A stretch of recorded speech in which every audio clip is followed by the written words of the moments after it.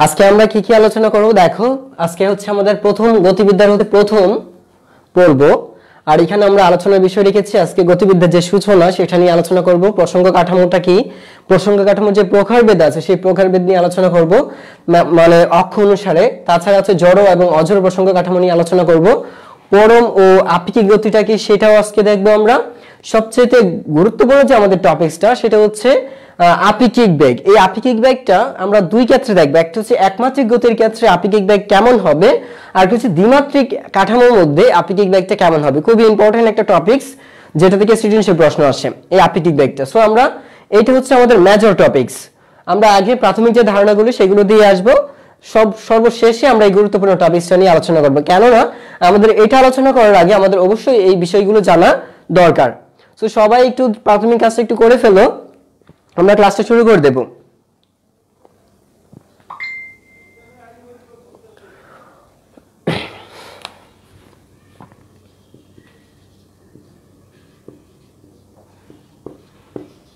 তো সূচনাটা কি আসলে?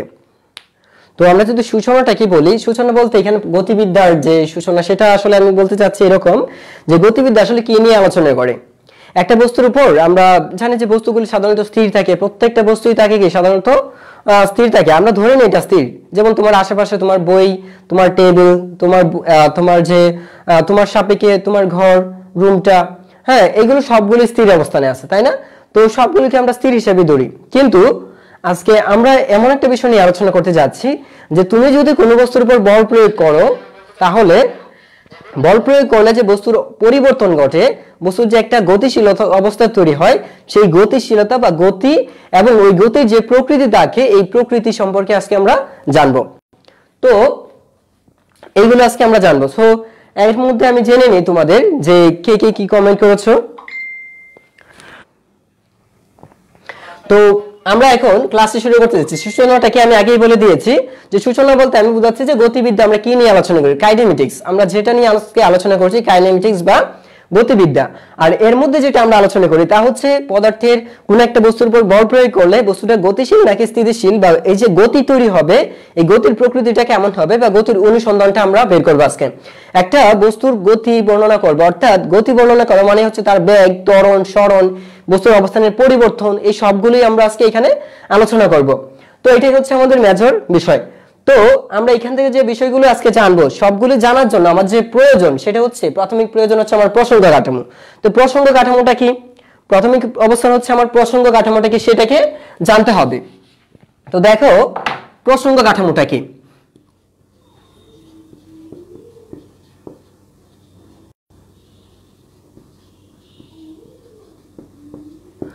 তো প্রসঙ্গ কাঠামোটা হচ্ছে এমন, ধরো যে আমি এখানে বোর্ড থেকে একটু দূরে দাঁড়িয়ে আছি। এখন যদি আমার অবস্থানটা পরিবর্তন জানতে হয়, বা তুমি যেখানে বসে আছো সেখান থেকে যদি তোমার টেবিলের কাছে যদি বসে থাকো সেটা আলাদা কথা। তুমি যদি টেবিলে বসে থাকো তার মানে খাট থেকে তোমার টেবিলের দূরত্ব কত, অথবা এইখান থেকে তুমি বলতে পারো যে তুমি যেখানে বসে আছো সেখান থেকে তোমার কিচেন রুমের দূরত্ব কত হবে, অথবা তুমি যেখানে বসে আছো সেখান থেকে একটা বাইরের একটা গাছ আছে, সেই গাছের দূরত্বটা তুমি যদি মেজার করতে চাও তাহলে তোমাকে একটা কিছু না কিছু একটা বিবেচনা করে নিতে হবে। তাহলে এই যে আমরা কোনো কিছুকে বিবেচনা করে একটা সাপেক্ষে আরেকটার অবস্থান বের করতে যাচ্ছি, একটা সাপেক্ষে একটা বস্তুর সাপেক্ষে অপর একটা বস্তুর গতি বর্ণনা করতে যাচ্ছি, ত্বরণ বর্ণনা করতে যাচ্ছি, অথবা সরণ মেজার করতে যাচ্ছি, এইগুলো একটা সাপেক্ষে আরেকটা করা যার সাপেক্ষে তুমি করতে যাচ্ছ, তাই সেটাই হচ্ছে প্রসঙ্গ কাঠামো। যেমন তাহলে প্রসঙ্গ কাঠামোটা কাকে বলে? যে প্রসঙ্গ কাঠামো হচ্ছে এমন একটা সিস্টেম যার সাপেক্ষে আমরা বস্তুর গতি, অবস্থা ইত্যাদি পরিমাপ করতে চাই। ঠিক আছে, এটাই হচ্ছে আমার প্রসঙ্গ কাঠামো। এখন এক্সাম্পল স্বরূপ আমি তোমাকে বলতে পারি, এই হচ্ছে ধরো এক্স এবং ওয়াই দুইটা অক্ষ দিয়ে দিয়েছি, আর এই হচ্ছে একটা ও বিন্দু। এখন তুমি এইখান থেকে ধরো যে তুমি এই অবস্থানের মধ্যে দাঁড়িয়ে আছো, তোমার অবস্থানটা হচ্ছে কোথায়, এইখানে তুমি দাঁড়িয়ে আছো। এখন তুমি যদি এখানে দাঁড়িয়ে থাকো তাহলে আমি চাচ্ছি তোমাকে মেজার করার জন্য। এখন তুমি যে এখানে দাঁড়িয়ে আছো আমি তোমাকে কিভাবে মেজার করব, সেটাকে পরিমাপ করতে গেলে কিছু না কিছু একটা আমাকে ধরতে হবে। যেমন তুমি যখন তোমার হাইটটা পরিমাপ করতে যাও তখন তুমি কি করো, তোমার হাইট পরিমাপ করার সময় তুমি মেঝে থেকে ফিতাটা ধরো তোমার মাথা পর্যন্ত, তাই না? তো এই যে মেঝে থেকে ধরছো তার মানে মেজারটা হচ্ছে এখানে কি, এই মেজারটা হচ্ছে তোমার এখানে ফ্লোর বা মেঝে, এটাই হচ্ছে তোমার প্রসঙ্গ কাঠামো। কেন? কারণ তুমি ওইটার সাপেক্ষে তোমার হাইটটাকে পরিমাপ করতে যাচ্ছ। আবার তুমি যদি এটা ধরো যে তুমি কি চাচ্ছ, তোমার টেবিলের দৈর্ঘ্য পরিমাপ করতে চাচ্ছ, অথবা ধরো যে তোমার টেবিলটা তোমার বেড থেকে কতটুকু দূরত্বে আছে সেটা তুমি পরিমাপ করতে চাচ্ছ। তুমি হয়তোবা এই টেবিল থেকে ধরে বেডের দূরত্ব বের করো, অথবা বেডের থেকে তুমি ধরে টেবিলের দূরত্ব বের করো। এখন একটার সাপেক্ষে আরেকটার দূরত্বটা তোমাকে বের করতে হচ্ছে, তাহলে তুমি যার সাপেক্ষে করছো সেটাই হচ্ছে এখানে প্রসঙ্গ কাঠামো। তাহলে তুমি যদি টেবিলটাকে ধরে তুমি কাঠের বা তোমার দরজার যে দূরত্বটা, টেবিল থেকে তোমার দরজার দূরত্ব পরিমাপ করতে যাও, তাহলে টেবিলকে তুমি ধরে যদি দরজার দূরত্ব পরিমাপ করো, তাহলে টেবিলটা হচ্ছে এখানে প্রসঙ্গ কাঠামো। আবার তুমি যদি এটা ধরো যে দরজা থেকে তোমার টেবিলটা কত দূরে আছে, তো দরজা থেকে একটা ফিতা ধরে তুমি যদি টেবিলের দূরত্ব পরিমাপ করতে যাও, তাহলে দরজাটা হবে এখানে একটা প্রসঙ্গ কাঠামো। আবার এটাও ধরতে পারো যে তোমার একটা ওয়াল থেকে, হ্যাঁ, তুমি ধরো মাঝখানে দাঁড়িয়ে আছো, একটা রুমের মাঝখানে তুমি দাঁড়িয়ে আছো, তাহলে ওই তোমার যে ওয়ালগুলি আছে সেই তোমার দেয়াল থেকে তুমি কত দূরে দাঁড়িয়ে আছো, দেয়াল থেকে যদি তুমি পরিমাপ করো তোমার দূরত্বটা, তাহলে দেয়াল হবে এখানে প্রসঙ্গ কাঠামো। এখন তুমি দেয়ালটাকে তুমি যদি বিবেচনা করো যে একটা প্রসঙ্গ কাঠামো, তুমি একটা ফিতা দিয়ে তোমার দূরত্ব পরিমাপ করতে চাচ্ছ, দেয়ালের মধ্যে ফিতা ধরে তোমার দূরত্ব, দেয়ালটা এবং তোমার মাঝখানে একটা ফিতা স্থাপন করেছো। এই ফিতাটা স্থাপন করে তুমি যদি দূরত্বটা পরিমাপ করো, চিন্তা করো ফিতা কিন্তু তুমি পুরো দেয়ালের মধ্যে ধরতে পারবে না, ফিতাটা কি করতে হবে, একটা বিন্দুতে তোমাকে ধরতে হবে। অর্থাৎ আমি যদি এইখানে দাঁড়িয়ে থাকি, এখন এই বোর্ড থেকে যদি আমার দূরত্বটা পরিমাপ করতে যাই, তাহলে অবশ্যই কি করব, আমি একটা এই ধরো যে এইখান থেকে একদম আমার ফিতাটা, এইখানে একটা ফিতা ধরে আমার এটা পরিমাপ করতে যাচ্ছি। তো এইখান থেকে একটা ফিতা ধরে যদি আমি এইখান থেকে পরিমাপ করতে যাই,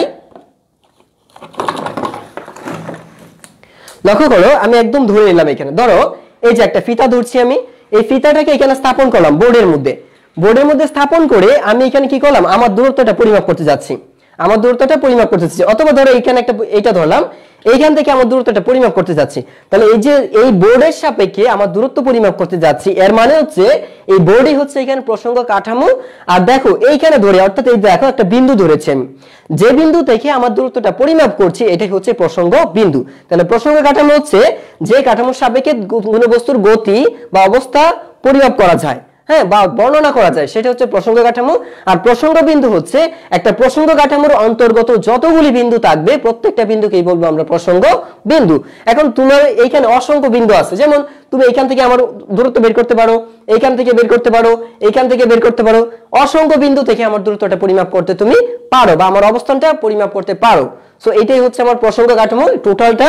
আর যে বিন্দু দেখে আমি মেজারমেন্ট করতে যাচ্ছি সেটা হচ্ছে আমার প্রসঙ্গ বিন্দু। তো আশা করি তোমরা এটাকে বুঝতে পেরেছো। যেমন এটা আমি এখান থেকে এটা দূরত্ব পরিমাপ করতে যাচ্ছি, তাহলে এটা হচ্ছে দেখো মূল বিন্দু, এটার সাপেক্ষে এটা কত দূরে আছে আমি সেটা বর্ণনা করতে পারবো। কেন বর্ণনা করতে পারবো, যে দেখো এটা হচ্ছে এক্স অক্ষ আর এটা হচ্ছে ওয়াই অক্ষ, এর মানে আমি এর সাপেক্ষে বলতে পারবো যে এইভাবে যদি ধরি তাহলে এটা ওয়াই দূরত্বে আছে, এইখান থেকে এটা ওয়াই দূরত্বে অবস্থান করছে, ধরো যে এটা 2 মিটার দূরে। আবার এই দিক থেকে তুমি যদি ধরো তাহলে এর সাপেক্ষে তুমি বলতে পারো এদিকে 4 মিটার দূরত্বে আছে, তাহলে তুমি কিন্তু এটার সাপেক্ষে এখানে বলতেছো যে এই দিক থেকে আছে 4 মিটার দূরত্বে, আবার এইদিকে আছে 2 মিটার দূরত্বে। তাহলে এইটার সাপেক্ষে যেহেতু আমি করতে যাচ্ছি, এই টোটালটা হচ্ছে আমার প্রসঙ্গ কাঠামো। আর যে বিন্দুর সাপেক্ষে আমি অবস্থানটা পরিমাপ করতে যাচ্ছি, যে বিন্দুর সাপেক্ষে আমি এটাকে অবস্থানটা নির্ধারণ করতে যাচ্ছি, এইটাই হচ্ছে আমার প্রসঙ্গ বিন্দু। তো আশা করি তোমরা প্রসঙ্গ কাঠামো কি আর প্রসঙ্গ বিন্দু কি সেটা বুঝে গেছো। এখন এই প্রসঙ্গ কাঠামোকে আমরা অক্ষের সাপেক্ষে 3 ভাগে ভাগ করতে পারি। তাহলে এই প্রসঙ্গ কাঠামোকে আমরা অক্ষের সাপেক্ষে 3 ভাগে ভাগ করতে পারি, যেগুলোকে বলি আমরা, দেখো এই প্রসঙ্গ কাঠামোর প্রকারভেদটা। তো আমরা এখন দেখবো প্রসঙ্গ কাঠামোর প্রকারভেদ, এইটাকে বলি আমরা একমাত্রিক। একটা হচ্ছে একমাত্রিক প্রসঙ্গ কাঠামো, একমাত্রিক হতে পারে, আরেকটা হতে পারে তোমার দ্বিমাত্রিক প্রসঙ্গ কাঠামো, আরেকটা হতে পারে ধরো ত্রিমাত্রিক। এর মানে হচ্ছে আমরা তিনটা পাবো, ত্রিমাত্রিক প্রসঙ্গ কাঠামো। তো দেখো এই প্রসঙ্গ কাঠামোকে আমরা অক্ষের সাপেক্ষে 3টা ভাগে ভাগ করব, ঠিক আছে, বা এগুলো কোন দিকে থাকবে তার সাপেক্ষে। তাহলে একমাত্রিক প্রসঙ্গ কাঠামোটা কি, ধরো যে এই যে দেখো আমার হাতে এরকম একটা লাঠি আছে, ঠিক আছে, একদম সরু, এটা ধরো একটা সুতার মতো। এখন ধরো এটার মধ্যে দিয়ে একটা পিঁপড়া গুটি গুটি পায়ে হেঁটে যাচ্ছে, একটা পিঁপড়া এটার মধ্যে দিয়ে হেঁটে যাচ্ছে।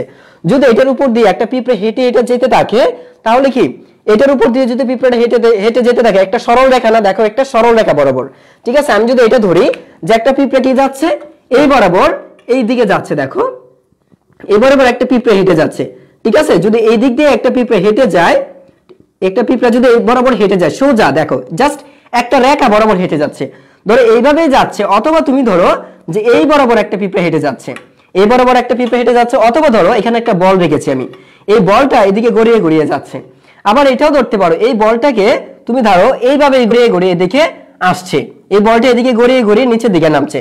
তাহলে বিষয়টা চিন্তা করো যে যদি একটা দিকে, যখন একটা দিকে গতিশীল থাকে, হ্যাঁ, তুমি যদি একটা বস্তুর অবস্থান পরিবর্তন, একটা বস্তুর অবস্থান যদি একটা নির্দিষ্ট দিকে পরিবর্তন হতে থাকে শুধুমাত্র একটা রেখা বরাবর, তখন এটাকে বলি আমরা একমাত্রিক প্রসঙ্গ কাঠামো। অর্থাৎ এটা বলতে পারি যে তুমি দেখো 1 মিনিট আগে ছিল, ধরো হচ্ছে 1 মিনিট আগে পিঁপড়াটা এখানে ছিল, আর 1 মিনিট পরে ধরো পিঁপড়াটা এখন এখানে আসছে।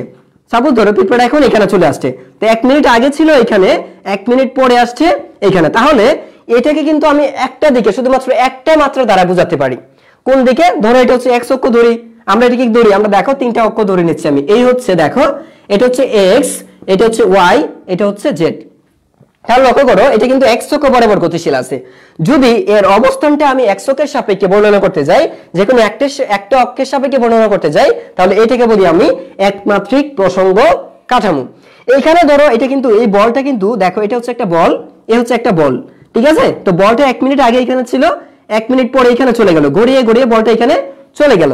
এটা কোন দিকে আছে দেখো তো? ওয়াই অক্ষ বরাবর আছে। এটা কোন দিকে আছে? এটা ওয়াই অক্ষ বরাবর। এখন চিন্তা করো কেন আমি বলছি, তুমি যদি এটাকে এখানে নিয়ে যাও বা এখান থেকে এই পিঁপড়াটা এখানে চলে আসে, তাহলে কিন্তু সে একটা মাত্রা দিকে থাকবে।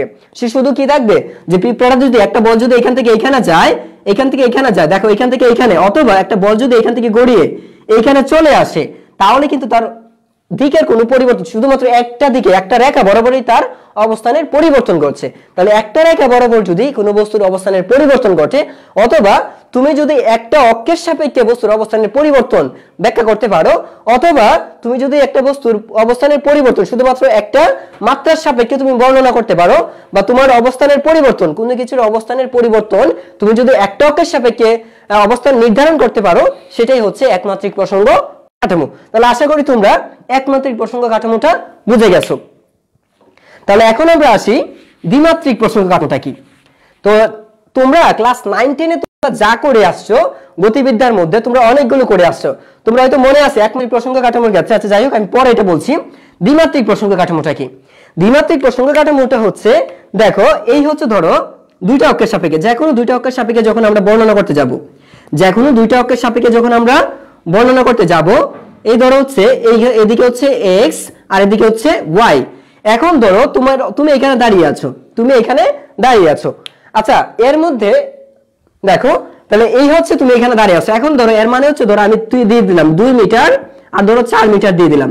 এর মানে বোঝাচ্ছে এটা হচ্ছে এক্স অক্ষের বরাবর সরণ, এটা হচ্ছে এক্স অক্ষের দিকে, আর এটা হচ্ছে ওয়াই অক্ষের দিকে।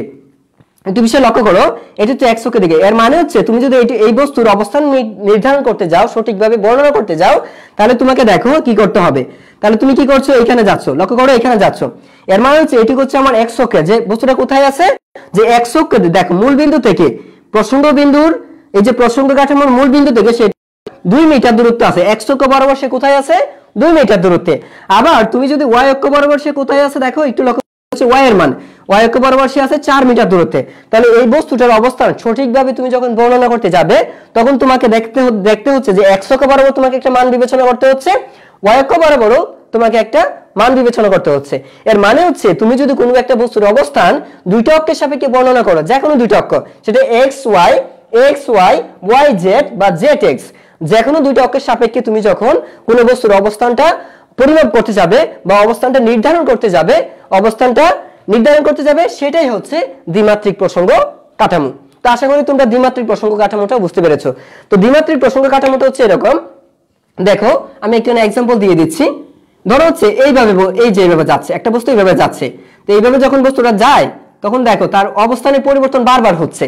এটা কিন্তু একদিকে না। তুমি যদি চাও যে আমি এই বস্তুটার অবস্থান পরিমাপ করব, এই বস্তুর অবস্থান কিন্তু বের করতে পারবে না, কারণ এটা কিন্তু শুধুমাত্র একটা রেখা বরাবর গতিশীল নেই। এই বস্তুটা কিভাবে আছে দেখো, দুইটা এখানে, যে এটা উপরে উঠে যাচ্ছে, উপরেও যাচ্ছে, আবার এইদিকে এগিয়ে যাচ্ছে। একটা বিষয় লক্ষ্য করো, ছিল কিন্তু এখানে, বস্তুটা ছিল হচ্ছে এখানে। তো ধরো হচ্ছে এখানে 2 মিনিট পরে বস্তুটা এখানে চলে আসলো, এদিকে এখানে চলে আসছে, কিন্তু এটা তো এদিকে আসে না, এটা কিন্তু উপরে উঠে গেছে, এটা উপরে উঠে গেছে। তার মানে এটা তুমি চাইলে একটা মাত্রার সাহায্যে প্রকাশ করতে পারছো না, যে একটা এদিকে আছে, কিন্তু এদিকে তো শুধুমাত্র এখানে, কিন্তু এটা তো উপরে উঠে গেছে, এটা উপরে উঠে গেছে, তাহলে কি হচ্ছে যে এই দিক দিয়ে এখানে উঠছে আবার এই দিক দিয়ে উপরে গেছে, তার মানে দেখা যাচ্ছে যে এটা ভূমির সাথে একটা দূরত্ব অতিক্রম করেছে, আবার কি করছে সেটা উচ্চতা বরাবর একটা দূরত্ব অতিক্রম করেছে। এর মানে এটাকে সঠিকভাবে বর্ণনা করতে গেলে আমার দুইটা মাত্রার প্রয়োজন হবে, একটা হচ্ছে x অক্ষ বরাবর সে কতটুকু গেল, আর একটা হচ্ছে y অক্ষ বরাবর সে কতটুকু গেল। এই দুইটার মাধ্যমে আমি এটা সঠিকভাবে বর্ণনা করতে পারবো। তাই এটাই হচ্ছে আমার দ্বিমাত্রিক প্রসঙ্গ কাঠামো। তো দ্বিমাত্রিক প্রসঙ্গ কাঠামো হচ্ছে তুমি যখন ফুটবল খেলো, ঠিক আছে, একটা বলকে নিক্ষেপ করো উপর দিকে, এটা তুমি যখন ক্রিকেট বলকে ছুঁড়ে মারো, এইভাবে ছুঁড়ে মারলে, তোমরা যখন বর্ষা নিক্ষেপ করো, তোমরা যখন বর্ষা নিক্ষেপ করো, তোমরা যখন গোলক নিক্ষেপ করো, তখন কিন্তু দেখো গোলক নিক্ষেপ করার সময় কি করে, এইরকম ভাবে তোমরা যখন দাও তখন কিন্তু এটা উপর দিকে উঠে নিচের দিকে নেমে যায়, তাই না? তো এটা কিন্তু একটা রেখা বরাবর যায় না, এটা শুধু এইভাবে যায় না, একদম সোজা বরাবর যায় না, আবার এটা একদম সোজা বরাবর যায় না, আবার এটা একদম এইরকমও সোজা বরাবর যায় না। মানে হচ্ছে সেটা কি করে, তার নিচে ভূমির সাথে একটা দূরত্ব অতিক্রম করে, আবার সেটা উপর দিকে উঠতে থাকে। যেহেতু ভূমির সাথে দূরত্ব অতিক্রম করছে, উপর দিকে উঠছে বা নিচের দিকেও নামছে, উপরে নিচে ডানে বামে সব দিকে যেহেতু এটার অবস্থার পরিবর্তন হয়, এই জন্য এটাকে বলি আমরা দ্বিমাত্রিক প্রসঙ্গ কাঠামো। সো আশা করি তোমরা এটা বুঝে গেছো যে একটা গোলক নিক্ষেপ করলে, একটা ক্রিকেট বলকে তুমি ছুঁড়ে মারলে, একটা তুমি যখন ফুটবলকে শর্ট করো, সেটা এই সবগুলো হচ্ছে দ্বিমাত্রিক গতির উদাহরণ। তো আমাদের এই যে এইচএসসি লেভেলে যত প্রকার ম্যাথ আছে তার বড় যে 98% হচ্ছে আমাদের 98% যে আমাদের বিবেচনা করতে হবে, যতগুলি সমীকরণ আমরা বিবেচনা করবো প্রায় 98%ই হচ্ছে আমাদের দ্বিমাত্রিক প্রসঙ্গ কাঠামো। আর এখানে দেখো ত্রিমাত্রিক প্রসঙ্গ কাঠামোটা কি। তো তোমরা হয়তো ইতিহাসের সবচাইতে আশ্চর্যজনক একটা গোলের নাম জানো, সেটা হচ্ছে রবার্তো কার্লোসের একটা শট। তোমরা হয়তো সবাই জানো যে রবার্তো কার্লোসের একটা শট ছিল। এই রবার্তো কার্লোসের শটটা কিন্তু একদম ব্যতিক্রম ভাবে অনেক বিজ্ঞানীরা কিন্তু এটাকে অনেক গবেষণা করেছে এবং এর একটা নামও দিয়েছে, এর একটা ভিন্ন নামও আছে, খুব সুন্দর একটা নাম আছে, যাই হোক আমার এখন মনে পড়ছে না, কিন্তু এটা কিন্তু অনেক বিজ্ঞানীরা এটার উপর গবেষণা করেছে কেন এইভাবে যায়। তোমরা এটা যারা তোমরা দেখো নাই তারা ভিডিওটা দেখে নিতে পারো। রবার্তো কার্লোসের একটা ইতিহাসের সবচেয়ে সেরা আশ্চর্যজনক একটা গোল, তোমরা এটা চেক করে দেখতে পারো ভিডিওটা, যে গোলটা আবার কেমন হয়। তো এই যে বলটার যে স্মরণটা ঘটে, নরমাল কোনো স্মরণ ঘটে না, এই বলটার স্মরণ ঘটে তোমার তিনটা ওয়েতে। তো দেখো আমি যেটা বলতে চাচ্ছি যে তুমি যদি কোনো একটা বস্তুর অবস্থান তিনটা মাত্রার সাপেক্ষে বর্ণনা করতে যাও বা অবস্থান নির্ধারণ করতে যাও, ওইগুলো হচ্ছে ত্রিমাত্রিক গতি বা ত্রিমাত্রিক প্রসঙ্গ কাঠামো। সাপোজ ধরো এই হচ্ছে আমি একটা নিয়েছি, এখন একটু লক্ষ্য করো আমি এখানে একটা বিষয় নিয়েছি, দেখো এটা হচ্ছে ভূমি, এটা হচ্ছে ভূমি, এই হচ্ছে একটা ওয়াল। তোমরা একটা ঘর রুমের একটা, আমি এটা এই জন্য দেখাচ্ছি তোমাদের রুমের কর্নারটা কিন্তু এরকম, রুমের কর্নার কিন্তু এরকম একটা কর্নার আছে, তাই না? তো আজকে আমি এটা নিয়েছি ত্রিমাত্রিক প্রসঙ্গ কাঠামোটা ব্যাখ্যা করার জন্য। তো ত্রিমাত্রিক প্রসঙ্গ কাঠামোটা লক্ষ্য করো, এটা হচ্ছে ভূমি বা তোমার ফ্লোর বা মেঝেটা, এটা হচ্ছে একটা ওয়াল, এটা হচ্ছে একটা ওয়াল। তো তুমি যদি এইখানে দাঁড়ায় থাকো, তুমি যদি এইখানে লক্ষ্য করো, এই হচ্ছে একটা, আমরা দেখতে পাচ্ছি, তুমি কি দেখতে পাচ্ছ কিনা একটু ভালো করে সবাই লক্ষ্য করো, এইভাবে দেখো আমি ধরছি, এই হচ্ছে আমাদের মেঝেটা, এই হচ্ছে একটা ওয়াল, এই হচ্ছে একটা ওয়াল।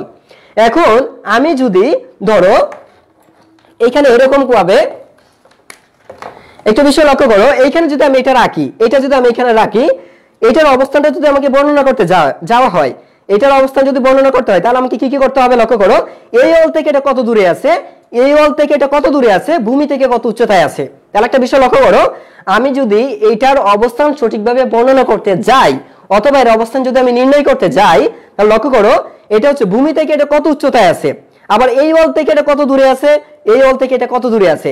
এর মানে এক্স ওয়াই জেড আমার তিনটা অক্ষ আছে এখানে, তিনটা অক্ষ এখানে আছে, এক্স ওয়াই জেড। এটা হচ্ছে একটা প্রসঙ্গ কাঠামো, কেন? কারণ এইটার অবস্থান আমি এর মাধ্যমে বর্ণনা করব। তাহলে এটাকে বলি আমি ত্রিমাত্রিক প্রসঙ্গ কাঠামো। কেন? কারণ হচ্ছে এইভাবে যদি থাকে, এইভাবে যদি আমি রাখি, তাহলে ভূমি থেকে এটা কত উপরে আছে, এই ওয়াল থেকে দূরত্ব কতটুকু, এই ওয়াল থেকে দূরত্ব কতটুকু, আমাকে কিন্তু তিন দিক থেকে এটার অবস্থান পরিমাপ করতে হচ্ছে। আমাকে এটার অবস্থানটা কি করতে হচ্ছে, তিন দিক থেকে এর অবস্থানটা পরিমাপ করতে হচ্ছে। বিষয়টা লক্ষ্য করে, এটা কিন্তু ত্রিমাত্রিক, আমি এটা কাগজ দিয়ে তৈরি করেছি, তো এটা হচ্ছে ত্রিমাত্রিক, ঠিক আছে?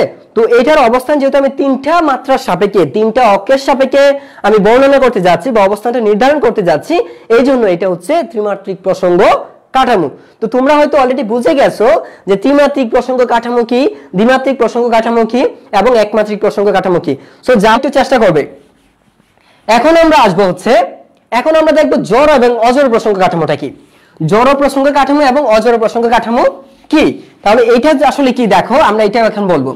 তো জড় এবং অজড় প্রসঙ্গ কাঠামোটা কি, দেখো করো জড় এবং অজড়, জড় প্রসঙ্গ কাঠামো, জড় প্রসঙ্গ কাঠামো। তো জড় প্রসঙ্গ কাঠামোটা কি,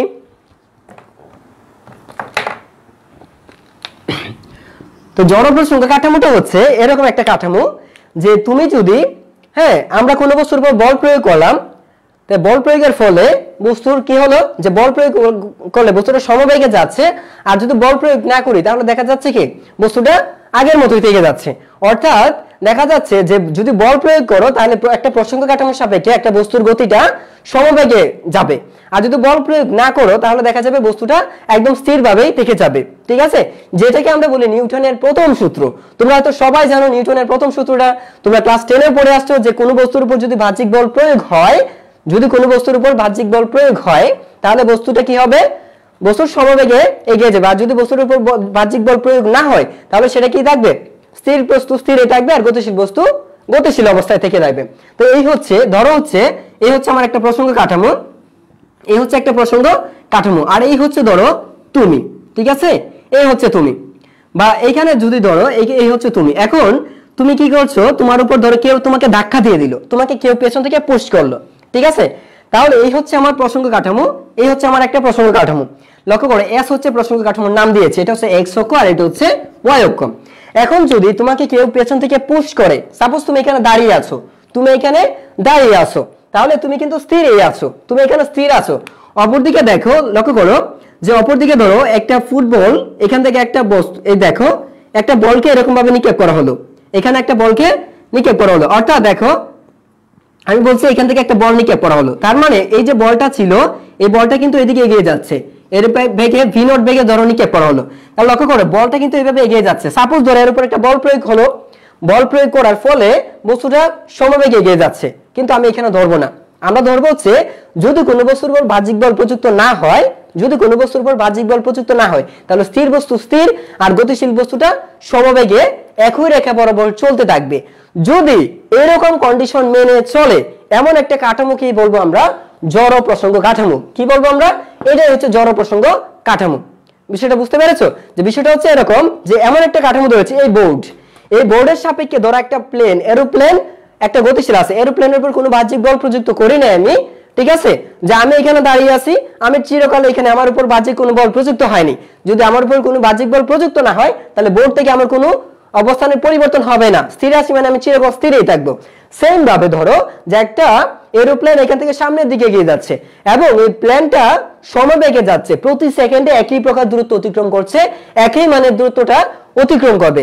যদি ওর মান এবং দিকের কোনো পরিবর্তন না হয়, যদি সেটা সমবেগে এগিয়ে যেতে থাকে, তাহলে কি ধরলাম আমরা, যে যদি কোনো বস্তুর উপর বাহ্যিক বল প্রযুক্ত না করি এবং এমন একটা কাঠামো, এই যে কাঠামো, এই কাঠামোর মধ্যে দুইটা বিষয় ধরেছি, একটা হচ্ছে স্থির বস্তু আর একটা হচ্ছে গতিশীল বস্তু।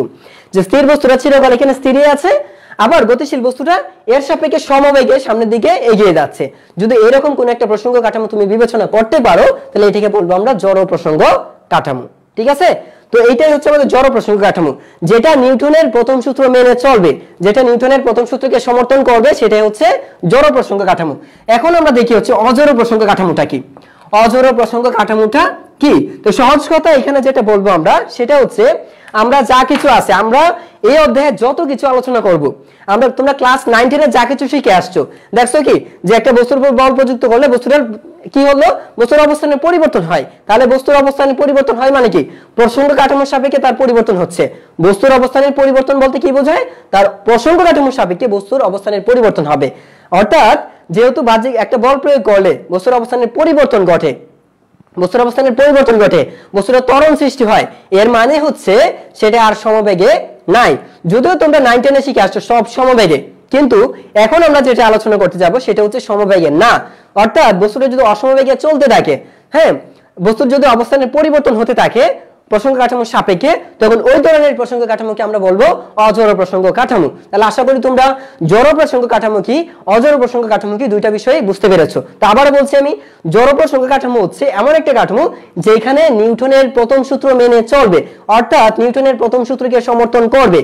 যে জড় প্রসঙ্গ কাঠামো নিউটনের প্রথম সূত্রকে সমর্থন করতে পারে সেটা হচ্ছে জড় প্রসঙ্গ কাঠামো, আর যে প্রসঙ্গ কাঠামো নিউটনের প্রথম সূত্রকে সমর্থন করে না সেটা হচ্ছে অজড় প্রসঙ্গ কাঠামো। আমাদের আলোচনার যতগুলি বিষয় আছে সবকিছুই হচ্ছে অজড় প্রসঙ্গ কাঠামো। যেমন ধরো আমি এখান থেকে হেঁটে যাচ্ছি, আমার উপর একটা বল প্রয়োগ, আমাকে পেছন থেকে কেউ পুশ করলো, বা তোমাদের আমি একটা এক্সাম্পল দেই। তোমরা অনেক সময় কি করো, তোমরা অনেক সময় একটা বন্ধু সামনের দিকে এগিয়ে যাচ্ছে, তুমি কি করো, তাকে ভয় দেখানোর জন্য পেছন থেকে ধাক্কা মারো, ঠিক আছে। এখন তুমি ধরো যে তুমি দাঁড়িয়ে থেকে পেছনে গিয়েছো, যাওয়ার পরে তুমি পেছন থেকে দাঁড়িয়ে তাকে একটা ধাক্কা দিলে, পুশ করলে পেছনে। তো তুমি যখন পুশ করবে, ধরো তুমি যেখানে দাঁড়িয়ে আছো তুমি নিজে একটা প্রসঙ্গ কাঠামো, তোমার সাপেক্ষে তোমার বন্ধু কি হবে, একটু দ্রুত বেগে সামনে এগিয়ে যাবে, এখন চিন্তা করো, তুমি যদি প্রসঙ্গ কাঠামো হও আর তোমার সাপেক্ষে যদি বস্তুর অবস্থানে তোমার বন্ধুর অবস্থানে পরিবর্তন হয়, তাহলে এটাকে আমরা অজড় প্রসঙ্গ কাঠামো বিবেচনা করব। কেন করব? কারণ তোমার সাপেক্ষে তোমার বন্ধুর অবস্থানের পরিবর্তন হচ্ছে, ওর মানে বেগের সৃষ্টি হয়েছে, মানে সেখানে ত্বরণ সৃষ্টি হয়েছে, যেখানে ত্বরণ থাকবে সেটা কখনো জড় প্রসঙ্গ কাঠামো হবে না। অর্থাৎ জড় প্রসঙ্গ কাঠামোতে বস্তুর ত্বরণ সর্বদাই শূন্য, আর অজড় প্রসঙ্গ কাঠামোতে বস্তুর ত্বরণ থাকবে, অবশ্যই থাকবে, এবং এইখানে যে বেগের সৃষ্টি হবে সেই বেগকে বলবো আমরা অসমবেগ। তো আশা করি বিষয়টা বুঝতে পেরেছো। অসমবেগ হবে অজড় প্রসঙ্গ কাঠামোতে, ত্বরণ সৃষ্টি হবে অজড় প্রসঙ্গ কাঠামোতে, জড় প্রসঙ্গ কাঠামোতে কোনো বেগ থাকবে না, বেগ থাকবে ঠিকই কিন্তু সেটা হবে সমবেগ, কিন্তু ত্বরণ কোনো প্রকার থাকবে না, সেই ত্বরণের মান হবে সর্বদাই শূন্য। এই হচ্ছে আমাদের জড় এবং অজড় প্রসঙ্গ কাঠামো। তো এখন আমরা যাব হচ্ছে পরম এবং আপেক্ষিক গতিতে। তো পরম গতিটা কি আমরা সেটা আগে বুঝি। পরম গতি, তো আমাকে একটু বলে দাও এর মধ্যে পরম গতি, আমাকে একটু দ্রুত একটু কমেন্টে জানিয়ে দাও, কারণ তোমাদের কমেন্টে যদি আমি না বুঝতে পারি, আমি যদি না দেখি যে তোমরা বুঝতে পারছো, তখন কিন্তু আমার ক্লাসটা আবার রিপিট করতে হয়। সো দ্রুত একটু কমেন্টে জানিয়ে দাও জড় প্রসঙ্গ কাঠামো এবং অজড় প্রসঙ্গ কাঠামো। পার্ট একটা এক্সাম্পল দিয়ে দাও, যে জড় প্রসঙ্গ কাঠামোর একটা উদাহরণ দাও, অজড় প্রসঙ্গ কাঠামোর একটা উদাহরণ দাও, দ্রুত আমি দেখি কারটা হয়, দ্রুত। আমি একটা উদাহরণ দিয়ে দিচ্ছি। গোলপোস্ট থেকে একজন গোলকিপার গোলপোস্ট থেকে একটা ফুটবলকে কিক করলো, ঠিক আছে। তো গোলপোস্টটা তুমি যদি ধরো সেটা একটা প্রসঙ্গ কাঠামো, তাহলে প্রসঙ্গ কাঠামোর সাপেক্ষে বলের কি দূরত্বের পরিবর্তন, অবস্থানের পরিবর্তন হচ্ছে। এর মানে হচ্ছে যদি গোলপোস্টের সাপেক্ষে বলটা অনেক দূরে চলে যাচ্ছে, এর মানে তুমি বলতে পারো এখানে নিউটনের সূত্রকে সমর্থন করবে না। এর মানে হচ্ছে, এর কারণটা কি, কারণ বলের মধ্যে কিন্তু পুশ করা হয়েছে, আর নয়তো বল যাবে না, বলের মধ্যে এখানে পুশ করা হয়েছে, এই জন্য বলটি যাবে, অর্থাৎ ত্বরণ সৃষ্টি হবে, অসমবেগের সৃষ্টি হবে, এই জন্য এটা হবে একটা অজড় প্রসঙ্গ কাঠামো। তুমি ক্রিকেট বলকে আঘাত করেছো, ক্রিকেট বলটা কি হবে, তার ত্বরণ সৃষ্টি হবে, বেগের সৃষ্টি হবে। স্টাম্পগুলি থেকে ধরো স্টাম্প, এই স্টাম্পের সাপেক্ষে কিন্তু বলটা অনেক দূরে এগিয়ে যেতে থাকবে, এর মানে হচ্ছে স্টাম্পের সাপেক্ষে তার অবস্থানের পরিবর্তন হতে থাকবে, এবং কিভাবে অবস্থানের পরিবর্তন হবে, অসমভাবে ত্বরণ সৃষ্টি হবে, এই জন্য এটা হচ্ছে একটা অজড় প্রসঙ্গ কাঠামো। তাহলে জড় প্রসঙ্গ কাঠামোটা কি? তো জড় প্রসঙ্গ কাঠামো হচ্ছে এরকম, যে ধরো তুমি গোলপোস্টে ছিলা, এখন তুমি ধরো এই গোলপোস্ট থেকে তোমার উপর কোনো একটা বল, ধরো হচ্ছে এরকম, যে এই হচ্ছে একটা প্রসঙ্গ কাঠামো, এখানে একটা বল রেখেছি, বলটা কি করছে এরকম সামনের দিকে প্রতি সেকেন্ডে একইভাবে একই দিকে এগিয়ে যাচ্ছে, প্রতি সেকেন্ডে বলটা একই বেগে একই দিকে এগিয়ে যাচ্ছে। যেহেতু একই বেগে একই দিকে এগিয়ে যাচ্ছে, এর মানে সে সমবেগে চলছে। প্রসঙ্গ কাঠামোর সাপেক্ষে তার অবস্থানের পরিবর্তন হচ্ছে, কিন্তু সেটা সমবেগে। যদি সমবেগে হয় তাহলে এটা হবে জড় প্রসঙ্গ কাঠামো। তো আশা করি তোমরা বুঝতে পেরেছো সবাই। তো সবাইকে ধন্যবাদ। হ্যাঁ, লিফট এবং রকেট, এটা কিসের? লিফট এবং রকেটটি কেমন হবে? অজড় প্রসঙ্গ কাঠামো হবে। স্যার লাইভটা ক্লোজ করে আবার স্টার্ট করেন। আচ্ছা, লাইভটা ক্লোজ করে আবার স্টার্ট করতে হবে না, তুমি রিজয়েন করো, পুনরায় তুমি কেটে আবার নতুন করে জয়েন করো। যারা যারা দেখতে পাচ্ছ না তারা পুনরায় আবার জয়েন করো, তাহলে আশা করি ভালোভাবে দেখতে পাবে। সো আমরা এখন আবার নতুন অংশে চলে যাব। যারা যারা বুঝতে পেরেছো ধন্যবাদ, উদাহরণ দিতে পেরেছো। অজড় লিফট হচ্ছে লিফট, কৃত্রিম উপগ্রহ জড় প্রসঙ্গ। আসলে কোন সবকিছুই ধরা যায় এরকম, ঠিক আছে ধন্যবাদ। ফুটবল অজড় প্রসঙ্গ কাঠামো। আমি আর কি বলবো, আচ্ছা নিউটন রুথি বুঝতে পেরেছি, চান্দুলা স্যার বুঝতে পেরেছি, যারা যারা নিউটন তুমি একটা কিছু বলো আমি শুনি, একটা কিছু বলো, আমি কমেন্টে তোমার পড়ছি যেহেতু দেখতে পাবো। তো ঠিক আছে, ধন্যবাদ সবাইকে যারা যারা উদাহরণ দিয়েছো। স্যার সেকেন্ড পার্ট শুরু করলে অনেক ভালো হতো। আচ্ছা সেকেন্ড পার্ট আগামীকাল, একদিন পর পর সেকেন্ড পার্ট আমাদের ক্লাস আছে, সো সেকেন্ড পার্টে সবাই জয়েন করো। আগামীকাল নতুন চ্যাপ্টার শুরু হবে সেকেন্ড পার্টে, সো প্রথম বর্ষ দ্বিতীয় বর্ষ সবাই জয়েন করো, কারণ সবারই দরকার আছে, কেউ কিন্তু কারোর জন্য বসে থাকবে না। তোমার এইটা সবই নতুন, সো তুমি যে পরের বছর করবে এরকম হতাশ এরকম আশা করো না, সবই শুরু করে দাও। তো যারা যারা বুঝতে পারছে আচ্ছা ধন্যবাদ। রিফাত জয়েন করেছো, রিফাত জাহিদুল রিফাত হাতিম আলী কলেজ থেকে, হাতিম আলী কলেজ মেবি, ধন্যবাদ সবাইকে। তো আচ্ছা তো আমরা এখন দেখি, আমরা এখন যেটা শুরু করতে যাবো সেটা হচ্ছে পরম। দেখো পরমটা কি, তো পরম গতিটা কি আমরা সেটা দেখবো। পরম বিষয়টা আসলে কি, এটা অ্যাবসলিউট, অ্যাবসলিউট মানে আমরা একটা পরম মানে একটা নিখুঁত একটা বিষয়কে বুঝতে পারি, অ্যাকচুয়ালি এটা নিখুঁত হিসেবে আমরা ধরি, তাহলে আসলে কি এটা আমরা সেটা এখন দেখবো। তো পরমটা হচ্ছে ম্যাথ পরম কি ভাইয়া? আচ্ছা ম্যাথের বিষয়টা পরে, আমরা আজকে ম্যাথ করাবো না, আজকে কিন্তু আমাদের যে বিষয়গুলো আছে এগুলো আলোচনা করবো। সো দেখো পরম গতিটা কি, পরম গতিটা হচ্ছে দেখো এই হচ্ছে ধরো তুমি, এই হচ্ছে ধরো তুমি আছো এখানে দাঁড়িয়ে, ঠিক আছে, আর ধরে নাও তোমার থেকে তোমার বন্ধু আছে হচ্ছে এখানে, ধরে নাও এখানে আছে তোমার বন্ধুর অবস্থান, ঠিক আছে। তো তুমি যদি এখানে দেখো, তুমি যদি এখানে লক্ষ্য করো, এই হচ্ছে তোমার অবস্থান, এই হচ্ছে ধরো তোমার, এই ধরো হচ্ছে কাকে ধরবো, কাকে, এই নিউটনকেই ধরে নিলাম আমি, এই হচ্ছে ধরো নিউটন, নিউটন নামটা আমার খুব ফেভারিট এই জন্য ধরে নিলাম। তারপরে আরেকটা আছে হচ্ছে আমার খুব ফেভারিট হয়ে গেছে আরেকটা নাম, সেটা হচ্ছে নিম পাতা, এই হচ্ছে ধরো নিম পাতা, নিম পাতা, আবার কি হিংসা করো না, এই হচ্ছে নিম পাতা। লক্ষ্য করো এই হচ্ছে দুইজনের দুই অবস্থান। এখন লক্ষ্য করো এইখানে নিম পাতা স্থির অবস্থানে আছে, নিম পাতার এখানে ভেলোসিটি শূন্য, নিম পাতা এখানে দাঁড়িয়ে আছে, নিউটন এখানে দাঁড়িয়ে আছে, নিম পাতা এখানে দাঁড়িয়ে আছে। নিম পাতা কোথায় আছে ধরো পি বিন্দুতে, আর নিউটন দাঁড়িয়ে আছে ধরো কিউ বিন্দুতে। এখানে লক্ষ্য করো কেউ কারো অবস্থান পরিবর্তন, দুজনেই দাঁড়িয়ে আছে, দুজনেই দাঁড়িয়ে আছে। তাহলে লক্ষ্য করো এইখানে সেও দাঁড়িয়ে আছে, এখানে সেও দাঁড়িয়ে আছে, কেউ কারো সাপেক্ষে কোনো ব্যাগ নাই, ঠিক আছে, আছে ও দাঁড়িয়ে, দুজনের ব্যাগই শূন্য। যদি দেখা যায় যে একটা বস্তু সাপেক্ষে আরেকটা বস্তু স্থির, একটা বস্তু সাপেক্ষে আরেকটা বস্তু স্থির, তাহলে আমরা এটাকে বলবো আমরা পরম স্থিতি, পরম স্থিতি। এখানে কিন্তু আমরা পরম গতি, দুইটা বিষয় হচ্ছে আলাদা। পরম বলতে স্থির থাকা, আসলে ধরছি আমি একটা এমন একটা প্রসঙ্গ কাঠামো, এইখানে কিন্তু দুইটা প্রসঙ্গ, এই হচ্ছে কিউ প্রসঙ্গ কাঠামো, এই হচ্ছে পি প্রসঙ্গ কাঠামো, দুইজন দুইটা কাঠামোতে দাঁড়িয়ে আছে। আমি যদি এটা বর্ণনা করি, এই ধরো এই, তাহলে এটা হচ্ছে ধরো ওয়াই অক্ষ, এটা হচ্ছে এক্স অক্ষ, আর এটা হচ্ছে ধরো জেড অক্ষ, ঠিক আছে। দুইজন দুইটা, দেখো লক্ষ্য করো দুইজনে আমি দুইটা অক্ষ ধরছি, আর ওইটা ধরো হচ্ছে এক্স অক্ষ, ওর জন্য হচ্ছে এক্স অক্ষ, এটা হচ্ছে ধরো হচ্ছে জেড অক্ষ, আর এই হচ্ছে ধরো ওয়াই অক্ষ। একটা বিষয় লক্ষ্য করো আমি দুইটা প্রসঙ্গ কাঠামো দিয়েছি কিন্তু এখানে, এই যে দুইটা প্রসঙ্গ কাঠামো আছে, এটা ধরো হচ্ছে এস আর এটা ধরো হচ্ছে এস প্রাইম, এটা হচ্ছে এস আর এটা হচ্ছে এস প্রাইম। তো নিম পাতা যেখানে দাঁড়িয়ে আছে সেটা হচ্ছে এস প্রাইম কাঠামোতে, আর নিউটন যেখানে দাঁড়িয়ে আছে সেটা হচ্ছে এস কাঠামোতে। তাহলে আমরা কয়টা কাঠামো ধরেছি এখানে? দুইটা কাঠামো, একটা হচ্ছে এস আর একটা হচ্ছে এস প্রাইম। এখন বিষয়টা লক্ষ্য করো, নিউটন কিন্তু এখানে দাঁড়িয়ে আছে, নিউটন এখানে দাঁড়িয়ে আছে, নিউটনের বেগ কত এখানে? শূন্য। আবার ধরো নিম পাতা এখানে দাঁড়িয়ে আছে, নিম পাতা এখানে দাঁড়িয়ে আছে, নিউটন এই নিম পাতার বেগ হচ্ছে শূন্য। এখানে ওর সাপেক্ষে যে মূলবিন্দু, এই মূলবিন্দুর সাপেক্ষে আর কোনো অবস্থার পরিবর্তন হচ্ছে না। আবার এখানে যে মূলবিন্দু আছে, প্রসঙ্গ কাঠামো হচ্ছে মূলবিন্দু, এই যে ও হচ্ছে কি এখানে মূলবিন্দু, ঠিক আছে, এইখানে ওর অবস্থানে কোনো পরিবর্তন হচ্ছে না। তাহলে দেখা যাচ্ছে এরকম ভাবে যদি তুমি স্থির থাকো, তাহলে তুমি যদি স্থির থাকো কার সাপেক্ষে? অন্য একটা স্থির বস্তুর সাপেক্ষে, তাহলে তোমার এইটাকে অবস্থাটাকে বলি আমরা পরম স্থিতি। অর্থাৎ একটা বস্তুর সাপেক্ষে যখন অপর একটা বস্তু স্থির থাকে, একটা বস্তুর সাপেক্ষে যখন অপর বস্তু স্থির থাকে, এটাকে বলা হয় পরম স্থিতি, এটাকে বলা হয় পরম স্থিতি। এর মানে এখন কিভাবে আছে? পরম স্থিতিতে আছে। তাহলে আমরা যেটা দেখছি এখন কিন্তু পরম স্থিতিতে দেখছি। তাহলে পরম গতিটা কি? তাহলে পরম স্থিতিটা কিন্তু এরকম, ধরো তুমি একটা ট্রেনে বসে আছো, আবার তোমার বন্ধু তোমার পাশে ট্রেনে বসে আছো।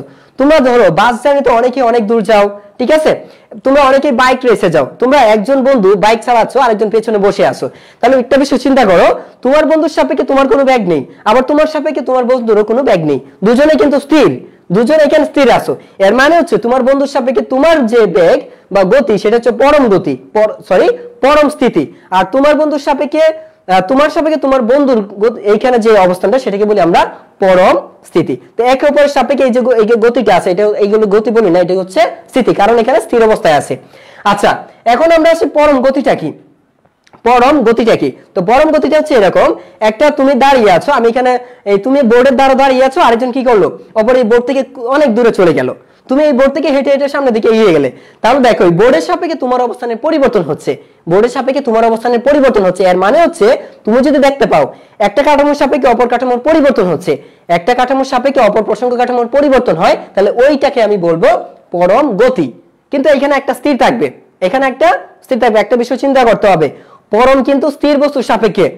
তুমি যদি দুইটা বস্তু তুলনা করো, একটা বস্তুর সাপেক্ষে যদি অপর বস্তু প্রথম বস্তুর সাপেক্ষে দ্বিতীয় বস্তু স্থির।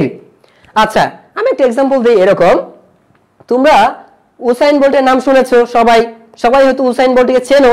ধরে নাও যে এইখানে এখন দাঁড়িয়ে আছে, এখন নিউটন নাই, এখানে কি আছে, এখন উসাইন বোল্ট আছে। উসাইন বোল্ট এখানে কি আছে, দাঁড়িয়ে আছে, ঠিক আছে।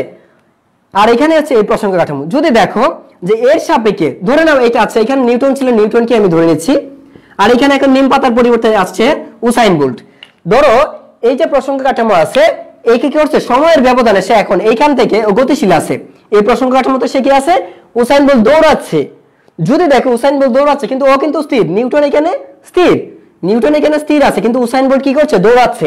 উসাইন বোল্ট যদি দৌড়ায় তার মানে এখন উসাইন বোল্ট এখান থেকে ধরো যে এখানে চলে আসছে, এখন এক্স চলে আসছে এখানে, ওয়াই চলে আসছে এখানে, আর জেড চলে আসছে এখানে। লক্ষ্য করো এই হচ্ছে এখন উসাইন বোল্ট, এই হচ্ছে এখন উসাইন বোল্ট। বিষয়টা লক্ষ্য করো, উসাইন বোল্ট ছিল এখানে, চলে গেছে কোথায়, এইখানে। এর মানে লক্ষ্য করো যে আগে যদি তুমি ধরো এখানে, লক্ষ্য করো এখান থেকে আগে ছিল ধরো 10 মিটার দূরত্বে, দুইটা প্রসঙ্গ কাঠামো পরস্পরের সাপেক্ষে 10 মিটার দূরত্ব ছিল। এখন সময়ের ব্যবধানে ধরো এখান থেকে আরো চলে গেছে, এদিকে কত হলো, আরো ধরো 10 মিটার দূরে সরে গেল। এর মানে কি হচ্ছে, আগে ছিল 10, এখন টোটাল হয়ে গেল কত, 20 মিটার, এখন হয়ে গেল 20 মিটার। এর মানে কি বুঝতে পারছো, এর মানে হচ্ছে এই কাঠামো যে স্থির আছে, এই কাঠামো এখানেই রয়ে গেছে, কিন্তু এই কাঠামোটা কি হলো, এই কাঠামোটা সামনের দিকে গতিশীল হলো, গতিশীল হয়ে সামনের দিকে সে এগিয়ে গেল। তাহলে ও যদি এগিয়ে যায় তার মানে তার কাঠামোর অবস্থার পরিবর্তন হচ্ছে। যখন দেখতে পাবে একটা স্থির কাঠামোর সাপেক্ষে অপর কাঠামো গতিশীল, একটা স্থির কাঠামোর সাপেক্ষে অপর কাঠামো গতিশীল, তখন এই ধরনের গতিকে বলি আমরা পরম গতি। তো আশা করি এটা বুঝে গেছো যে তুমি যদি দেখো একটা কাঠামোর সাপেক্ষে অপর কাঠামো স্থির, তাই এটাকে বলি পরম স্থিতি।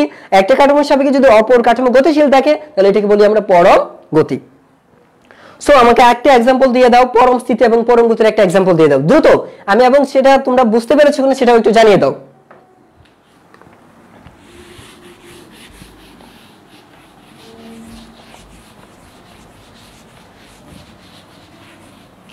দ্রুত একটু আমাকে জানিয়ে দাও তোমরা সবকিছু বুঝতে পেরেছো কিনা।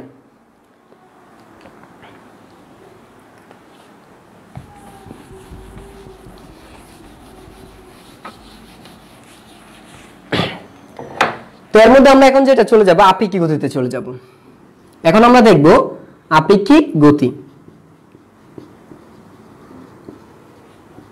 অ্যাকচুয়ালি আমরা যা কিছু করে আসছি অলরেডি, এইটাই হচ্ছে আপেক্ষিক। তা আপেক্ষিক গতিটা আসলে কি, তো তোমরা এর মধ্যে আমাকে একটু জানিয়ে দাও সবাই বুঝতে পেরেছো কিনা প্রসঙ্গ কাঠামো এবং অজর প্রসঙ্গ কাঠামোটা। তো আমরা একটু দেখতে চাই। এখন আমরা দেখি আপেক্ষিক গতিটা কি।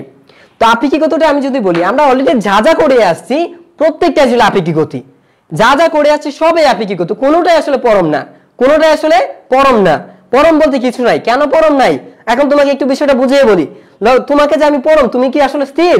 তোমার যে বল, তুমি যেখানে বসে আছো, তুমি চিন্তা করো এটা কিন্তু পৃথিবী কিন্তু ঘুরছে, আমরা জানি পৃথিবী সূর্যের চারদিকে ঘুরছে, আবার কি পৃথিবীর চারদিকে গ্রহগুলি ঘুরছে, হ্যাঁ চাঁদ ঘুরছে। পৃথিবী যেহেতু ঘূর্ণায়মান, পৃথিবী যেহেতু নিজে গতিশীল, তাহলে তুমি আর কোথায় স্থির? তুমি কিন্তু পৃথিবীর সাপেক্ষে গতিশীল। তার মানে এখানে পরম বলতে কিছু না, সবই হচ্ছে আপেক্ষিক, একজন আরেকজনের সাপেক্ষে গতিশীল আছে। তো পরম বলতে আসলে পৃথিবীতে কিছুই নাই, সবই হচ্ছে আপেক্ষিক। এখন আপেক্ষিক বিষয়টা কি সেটা আসলে ক্লিয়ার করি। আপেক্ষিক মানে হচ্ছে এরকম যে একের সাপেক্ষে অপরজন, একজনের সাপেক্ষে আরেকজনের গতি। তো মানে হচ্ছে এরকম, তুমি ধরো তোমরা রেস্টুরেন্টে খেতে গিয়েছো, ঠিক আছে? তো একজন ধরো একজন খাচ্ছে, ধরো হচ্ছে দুজনেই কাচ্চি বিরিয়ানি খাচ্ছো, কে কার চেয়ে বেশি খাচ্ছো সেটা কিভাবে বুঝবা? একবারের মাধ্যমে তুলনা করে বুঝতে হবে। বিষয়টা চিন্তা করো, তোমরা কাচ্চি খাচ্ছো, রেস্টুরেন্টে কাচ্চি খাচ্ছো, এখন তোমরা কি করছো? কে বেশি খাচ্ছে কে কম খাচ্ছো সেটা কিন্তু একজনের সাপেক্ষে আরেকজন তুলনা করছো, একজনের সাপেক্ষে আরেকজন তুলনা করছো। এই যে তুমি তুলনাটা করছো, এই তুলনাটাকে বলি আমরা আপেক্ষিক। যে কার চেয়ে কে বেশি খাচ্ছো, কার চেয়ে কে কম খাচ্ছো, এই যে তুলনাটা, এটাই হচ্ছে আপেক্ষিক। তাহলে আপেক্ষিক গতিটা কি? আপেক্ষিক গতিটা হচ্ছে তুমিও হাঁটছো, তোমার বন্ধু হাঁটছে, ঠিক আছে? তো তুমি যদি তোমার সাপেক্ষে যদি তোমার বন্ধুর গতি পরিমাপ করতে যাই, তোমার সাপেক্ষে তোমার বন্ধুর গতি, বা তোমার বন্ধুর সাপেক্ষে তোমার গতি পরিমাপ করতে যাই, এটাই হচ্ছে আপেক্ষিক, তাহলে আশা করি বুঝতে পারছো। আবার ধরো যে পৃথিবীর সাপেক্ষে আমি ঘূর্ণায়মান, আমার সাপেক্ষে পৃথিবী ঘূর্ণায়মান, ঠিক আছে, এটাও যদি আমি চিন্তা করি এটা হচ্ছে আপেক্ষিক। আবার ধরো হচ্ছে যে একটা গাছ স্থির, একটা গাড়ি সামনের দিকে এগিয়ে যাচ্ছে, তাহলে গাছের সাপেক্ষে গাড়িটা এগিয়ে যাচ্ছে। সাপেক্ষে বলছি, সাপেক্ষে মানেই হচ্ছে একের মাধ্যমে অপরজন তুলনা করা, আর তুলনা করা বিষয়টাই হচ্ছে আপেক্ষিক। তাহলে আপেক্ষিক বিষয়টা হয়তো তোমরা বুঝে গেছো অলরেডি। তাহলে আপেক্ষিক মানে কি, যে তুমি যদি একটি গতিশীল বস্তুর সাপেক্ষে, একটা প্রসঙ্গ কাঠামোর সাপেক্ষে বা একটা প্রসঙ্গ কাঠামোর সাপেক্ষে যদি আমি অপর কোনো প্রসঙ্গ কাঠামোর গতি নির্ণয় করি বা অবস্থান নির্ণয় করি, এটাই হচ্ছে গতি। যেহেতু বিষয়টা গতি নির্ধারণ করি, তাহলে এটাই হবে আমার আপেক্ষিক গতি। তাহলে বিষয়টা চিন্তা করো, আপেক্ষিক ধরো তুমি, এই ধরো হচ্ছে তুমি আসো এখানে, এখন চিন্তা করো এইদিকে হচ্ছে তুমি সামনের দিকে এগিয়ে যাচ্ছ, ঠিক আছে। আবার ধরো হচ্ছে এইখানে হচ্ছে তোমার বন্ধু আছে, তো তোমার বন্ধু সামনের দিকে এগিয়ে যাচ্ছে। তো আপেক্ষিক বলতে আমি বুঝাচ্ছি যে তুমি যাচ্ছ ভি এ বেগে, তোমার বন্ধু যাচ্ছে ভি বি বেগে। তো তোমরা যদি এরকম একটা গতিতে, তুমি ভি এ গতিতে যাচ্ছ, তোমার বন্ধু যাচ্ছে ভি বি গতিতে, তো একে অপর যদি এরকম গতিশীল থাকো, আমি যদি বলি যে ওর সাপেক্ষে ওর বেগ, চিন্তা করো, ওর সাপেক্ষে এ এর সাপেক্ষে, এ হচ্ছে এ হচ্ছে বি, আমি যদি বলি এ এর সাপেক্ষে বি এর বেগ কত, তাহলে এটা হচ্ছে বি এর আপেক্ষিক বেগ, ঠিক আছে। আবার যদি বলি বি এর সাপেক্ষে এ এর বেগ কত, এটা হবে এ এর আপেক্ষিক বেগ। তাহলে বিষয়টা চিন্তা করো, একজনের সাপেক্ষে, একজনের গতির সাপেক্ষে আরেকজনের গতি মেজার করতে যাওয়া, এটাই হচ্ছে কি আপেক্ষিক গতি। এখন এটা যদি মনে রাখতে পারো, তাহলে আমরা এখন পরবর্তী অংশে যাব, কারণ আমাদের অনেকগুলো টপিকস এখনো বাকি আছে, অনেক কিছু বর্ণনা করব। সো এটা হচ্ছে এরকম ভাবে মনে রাখবে, আমরা আপেক্ষিক গতির উদাহরণটা আরো ভালো বুঝতে পারবো আপেক্ষিক বেগের মধ্যে, আপেক্ষিক গতিটা আরো ভালো বুঝতে পারবো আমরা আপেক্ষিক বেগে, সেই জন্য রেখে দিলাম। তো এখন দেখো আমরা যাচ্ছি হচ্ছে, তো বিষয়টা হচ্ছে কি আপেক্ষিক গতি বলতে কি, পৃথিবীতে যা কিছু আছে, যা কিছু আছে কোনো কিছুই পরম না, সবকিছু হচ্ছে আপেক্ষিক। এই যে আমি বললাম যে একটা স্থির বস্তু সাপেক্ষে আরেকটা বস্তু স্থির, এইটাও আপেক্ষিক, এটাও আপেক্ষিক স্থিতি, এটাকে বলি আমরা আপেক্ষিক স্থিতি। আর যখন বলি একটা বস্তু সাপেক্ষে আরেকটা বস্তু গতিশীল, এটাকে বলি আমরা আপেক্ষিক গতি, ঠিক আছে। তো কোনো বস্তু আসলে পরম স্থিতি নয়, কোনো বস্তু আসলে পরম গতি নয়, সবকিছু হচ্ছে আপেক্ষিক, না কোনো কিছু পরম স্থিতি, না কোনো কিছু পরম গতি, সবকিছু কি আপেক্ষিক। তা আমি কোনোটাই পরম ধরতে পারবো না, কোনোটাই গতিশীল ধরতে পারবো না, ধরতে হবে আপেক্ষিক, সব এ টু জেড আপেক্ষিক। তো আশা করি এখন এটা বুঝতে পারছো। এখন আমরা যেখানে যাব সেটা হচ্ছে গতির প্রকারভেদে যাব। এই গতির প্রকারভেদটা আমি বুঝাবো, এই গতির প্রকারভেদ বোঝার পরে আমরা চলে যাব হচ্ছে আপেক্ষিক বেগে। আপেক্ষিক বেগ হচ্ছে আমাদের সবচেয়ে মোস্ট ইম্পর্টেন্ট একটা টপিক আজকের আলোচনার মধ্যে, মূল ফোকাস রাখতে হবে তোমাদের এটার মধ্যে, কারণ এটা আমাকে শিখতে হবে। এটা শিখা মানে তোমাদের একটা সৃজনশীল প্রশ্নের উত্তর দেয়া, এটা শিখা মানে হচ্ছে একটা সৃজনশীল প্রশ্নের উত্তর দেওয়া, আর এইগুলো শেখা মানে হচ্ছে একটু ক্লিয়ার করা, ঠিক আছে। তো আমরা এখন যাব গতির প্রকারভেদ। গতির প্রকারভেদ,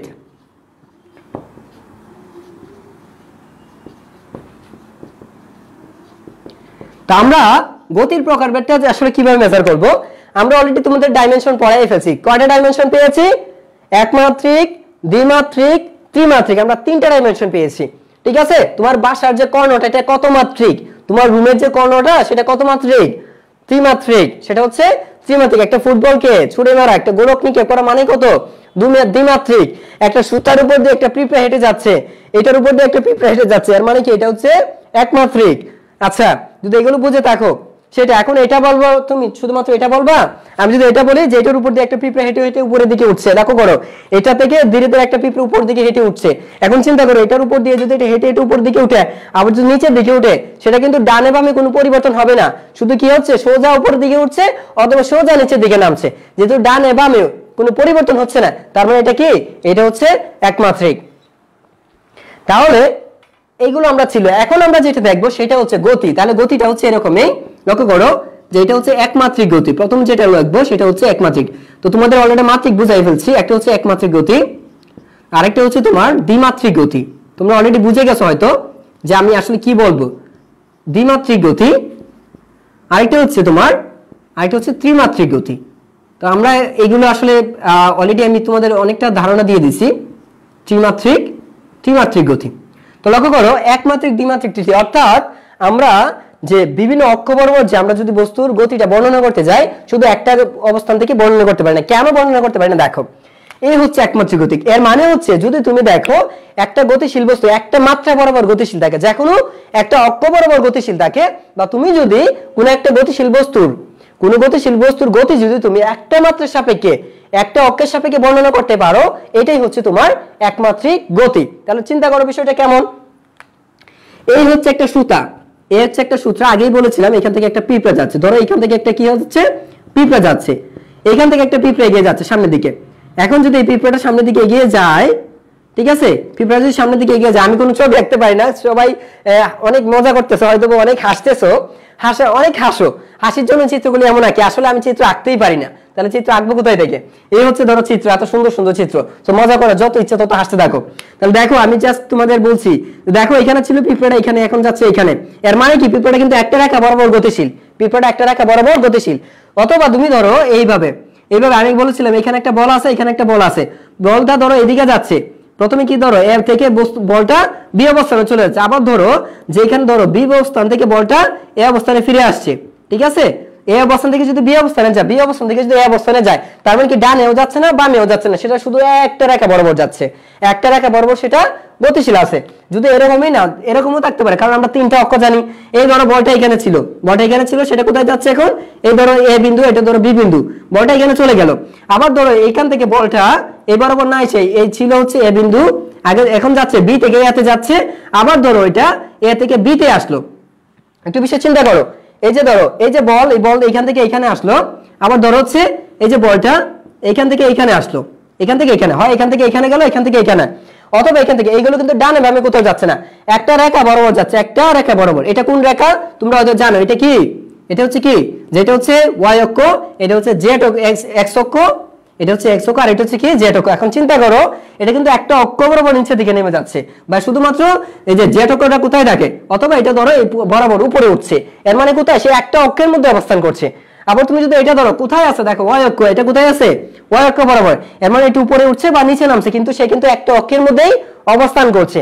আবার তুমি এটা ধরো যে এটা এইভাবে যাচ্ছে, এর মানে কি তা কি, দেখো এক্স অক্ষ বরাবর যাচ্ছে, এর মানে সে যদি সামনে যায় সেটাও এক্স অক্ষ, পেছনে আসলেও সেটা এক্স অক্ষ।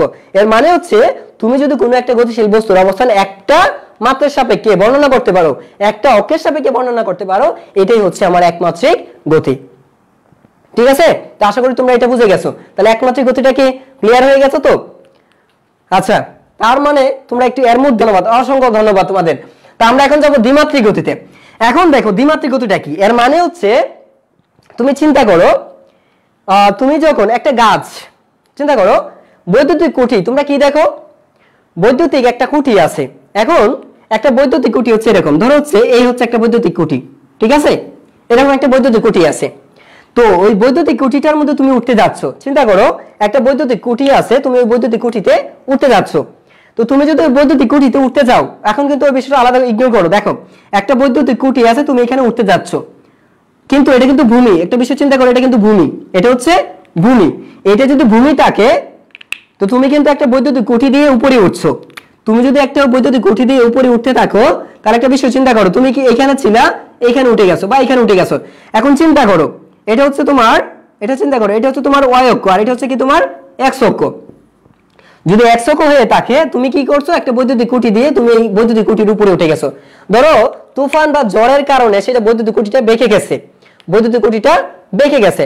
এখন তুমি এই বরাবর গতিশীল, এই বরাবর গতিশীল আছো। এখন তুমি যদি এই বরাবর গতিশীল থাকো, তাহলে চিন্তা করো তোমার যে গতিশীলতাটা আছে, এটা কিন্তু এক্স অক্ষ থেকে এটা ওয়াই অক্ষের দিকে একটা অংশ আছে, ওয়াই অক্ষের দিকে একটা অংশ আছে, আরেকটা অংশ কোথায়, যে এখান থেকে ধরো এই যে একটা অংশ, যে তুমি এইখান থেকে কোথায় গেছো, এইখান থেকে তুমি এইখানে গেছো। এর মধ্যে দেখো এইখানে এক্স অক্ষ বরাবর একটা সরণ ঘটলো, তোমার এক্স অক্ষ বরাবর তোমার একটা অবস্থানের পরিবর্তন ঘটলো। আরেকটা পরিবর্তন কোথায় ঘটলো লক্ষ্য করো, তুমি এইখান থেকে এইখানে গেছো, অর্থাৎ তোমার ওয়াই অক্ষ বরাবর একটা পরিবর্তন ঘটলো, সেটা হচ্ছে ওয়াই। তাহলে দেখা যাচ্ছে তোমার অবস্থানে তুমি যে গতিশীল আছো, সেই গতিশীল অবস্থানটা তোমার গতির বর্ণনা করতে গেলে তোমার এখানে এক্স এর প্রয়োজন হচ্ছে, তোমার ওয়াই এর প্রয়োজন হচ্ছে, এক্স এবং ওয়াই দুইটাই লাগছে। আবার ধরো এইখানে এই যে দেখো, এই তুমি এখান থেকে একটা গোলক নিক্ষেপ করেছো, যখন গোলকটা নিক্ষেপ করো এইভাবে এসে এখানে পড়ে যাবে, এসে কি করবে, পড়ে যাবে।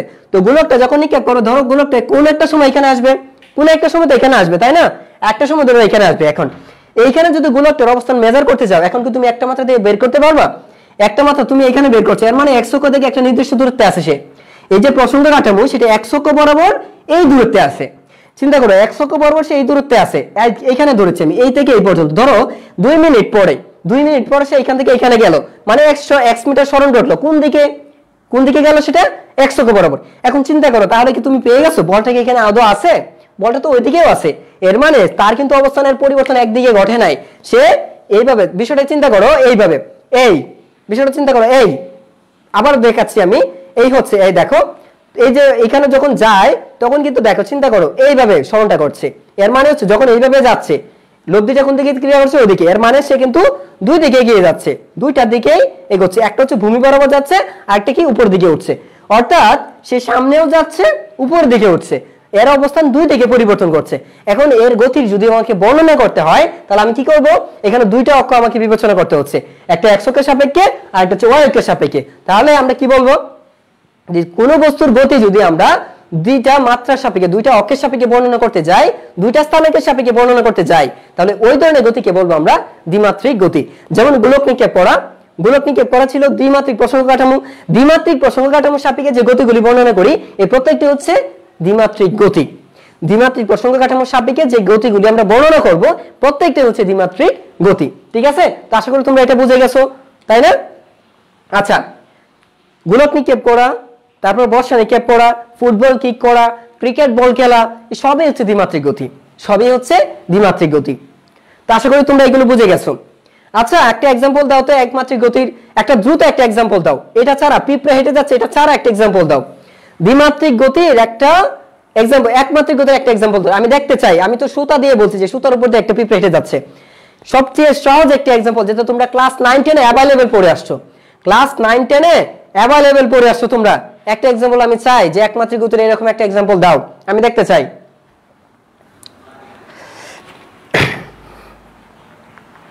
আমি দেখতে চাই এক্সাম্পল একটা দিতে চাও, একটা এক্সাম্পল দাও। এখানে 72 ছিল। আচ্ছা, এতজন ক্লাসে আলহামদুলিল্লাহ অনেকেই ক্লাসে জয়েন করেছো, আমি এরকম ভাবে তোমাদেরকে চাই, সবাইকে এরকম পাশে চাই। তোমরা যত বেশি জয়েন করবে আমি তত বেশি ক্লাস দেবো তোমাদের, কারণ আমার ক্লাস নিতে ভালো লাগে, পড়াইতে ভালো লাগে, আমি চাই পড়াতে, তোমাদের পড়াতে চাই, তোমাদের মতো আরো অসংখ্য পড়াতে চাই, এটা আমার ভালো লাগে, এখানে আমার তৃপ্তি, এইখানে আমার সার্থকতা। সো তোমরা একটু নিয়মিত ক্লাস অ্যাটেন্ড করো। আচ্ছা, রোড এবং সাইকেলে, হ্যাঁ তোমরা যখন রোডে সাইকেল চালাও, তোমরা যখন সমতলের উপর দিয়ে হেঁটে যাও, তোমরা যখন সমতলে হেঁটে যাও, এগুলো কিন্তু একমাত্রিক গতি। আমরা যখন রাস্তা দিয়ে হাঁটি এগুলো কিন্তু দ্বিমাত্রিক গতি না। আমরা 9-10 যত প্রকার গতি দেখে আসছি সবই ছিল একমাত্রিক, সবই ছিল একমাত্রিক, কোনো দ্বিমাত্রিক গতি তোমরা পাও নাই। তোমরা কিন্তু অনেক সময় দেখে আসছো, তুমি চিন্তা করো একটা বলকে খাড়া উপর দিকে নিক্ষেপ করা, এরকম অ্যাভেলেবল একটা ম্যাথ করে আসছো যে তুমি যদি একটা বস্তুকে উপর দিকে নিক্ষেপ করলো এত আদি বেগে, যেমন তোমরা প্রায় পড়ে আসছো 29 মিটার পার সেকেন্ড বেগে, এটা কার মনে আছে? 29 মিটার পার সেকেন্ড বেগে খাড়া উপর দিকে একটা বস্তু নিক্ষিপ্ত করা হলো। 29 মিটার সেকেন্ড বেগে খাড়া উপর দিকে নিক্ষিপ্ত বস্তু, একটা নিক্ষিপ্ত বস্তু যদি উপর দিকে নিক্ষেপ করা হলো, তার উচ্চতা কত সময় পর সেটা ভূমিতে ফিরে আসবে? তোমরা কিন্তু এরকম পেয়েছো যে 29, এরকম কিন্তু তোমাদের বোর্ডেও আসে প্রশ্ন যে 29 মিটার পার সেকেন্ড বেগে উপর দিকে খাড়াভাবে নিক্ষিপ্ত বস্তু, খাড়াভাবে নিক্ষিপ্ত বস্তু, এর মানে কি? খাড়াভাবে নিক্ষিপ্ত বস্তু মানেই হচ্ছে শুধু একটা দিক বরাবর তার গতিটা আছে, একটা দিক বরাবর তার গতিটা আছে, সে উপরে উঠলেও এক বরাবর যাবে, নিচে নামলেও সে একটা বরাবর থাকবে, এর মানে এটা হচ্ছে একটা একমাত্রিক গতি। ঠিক আছে, আর সমতলে যত বস্তুর গতি আছে সবই হচ্ছে একমাত্রিক গতি, সবই হচ্ছে একমাত্রিক গতি। তো দ্বিমাত্রিক গতির ক্ষেত্রে আমরা যেটা দেখবো যে দ্বিমাত্রিক গতিটা হচ্ছে যে তুমি যখন এই যে এটা বর্ণনা করতে গিয়েছিলাম দেখতে পাচ্ছি আমি এইভাবে যদি যাই, বিষয়টা কি হচ্ছে দেখো, বিষয়টা কেমন হচ্ছে দেখো, এই বিষয়টা হচ্ছে এরকম যে এই যাচ্ছে, লক্ষ্য করো, এই হচ্ছে এই মানে হচ্ছে একটা যাচ্ছে x অক্ষ বরাবর, আমি যখন এইভাবে যাচ্ছি তখন একটা অংশ যাচ্ছে এই বরাবর, এই মানে লব্ধিটা যখন এরকম যাবে, এরকম যাচ্ছে মানে কি একটা অংশ হচ্ছে এই সোজা, একটা যাবে হচ্ছে এই বরাবর সরণ করছে আর একটা এই বরাবর সরণ করছে। আবারও দেখাচ্ছি, একটা বস্তু এরকম উপর দিকে উঠছে, লক্ষ্য করো, একটা বস্তু এরকম উপর দিকে উঠছে মানে হচ্ছে এই বস্তুটাকে এইভাবে যাবে, একটা যাচ্ছে হচ্ছে এই দিকে, আমি ভিন্ন কলম দিয়ে দেখাই, তোমাদের হয়তো দেখতে সমস্যা হচ্ছে। দেখো এই হচ্ছে, লক্ষ্য করো, এইটা এইদিকে গতিশীল মানে কি?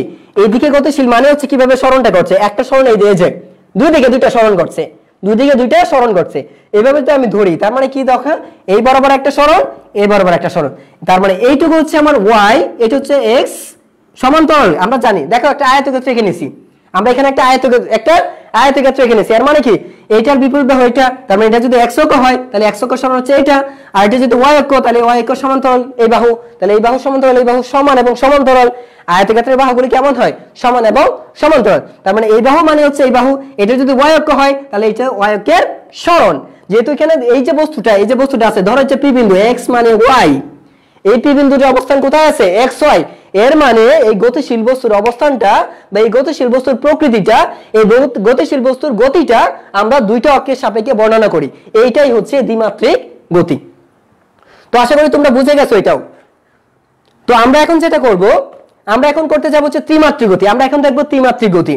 তো লক্ষ্য করো ত্রিমাত্রিক গতিটা কি, এর মধ্যে আমাকে একটু জানিয়ে দাও। দ্বিমাত্রিক গতি আমি যেগুলো এক্সাম্পল দিয়েছি এর বাইরে একটা দ্বিমাত্রিক গতির উদাহরণ। আমি সবার কাছ থেকে ব্যতিক্রম ধর্মী এক্সাম্পল চাচ্ছি, দ্বিমাত্রিক গতির ব্যতিক্রম ধর্মী এক্সাম্পল। দেখি কি আগে দিতে পারো।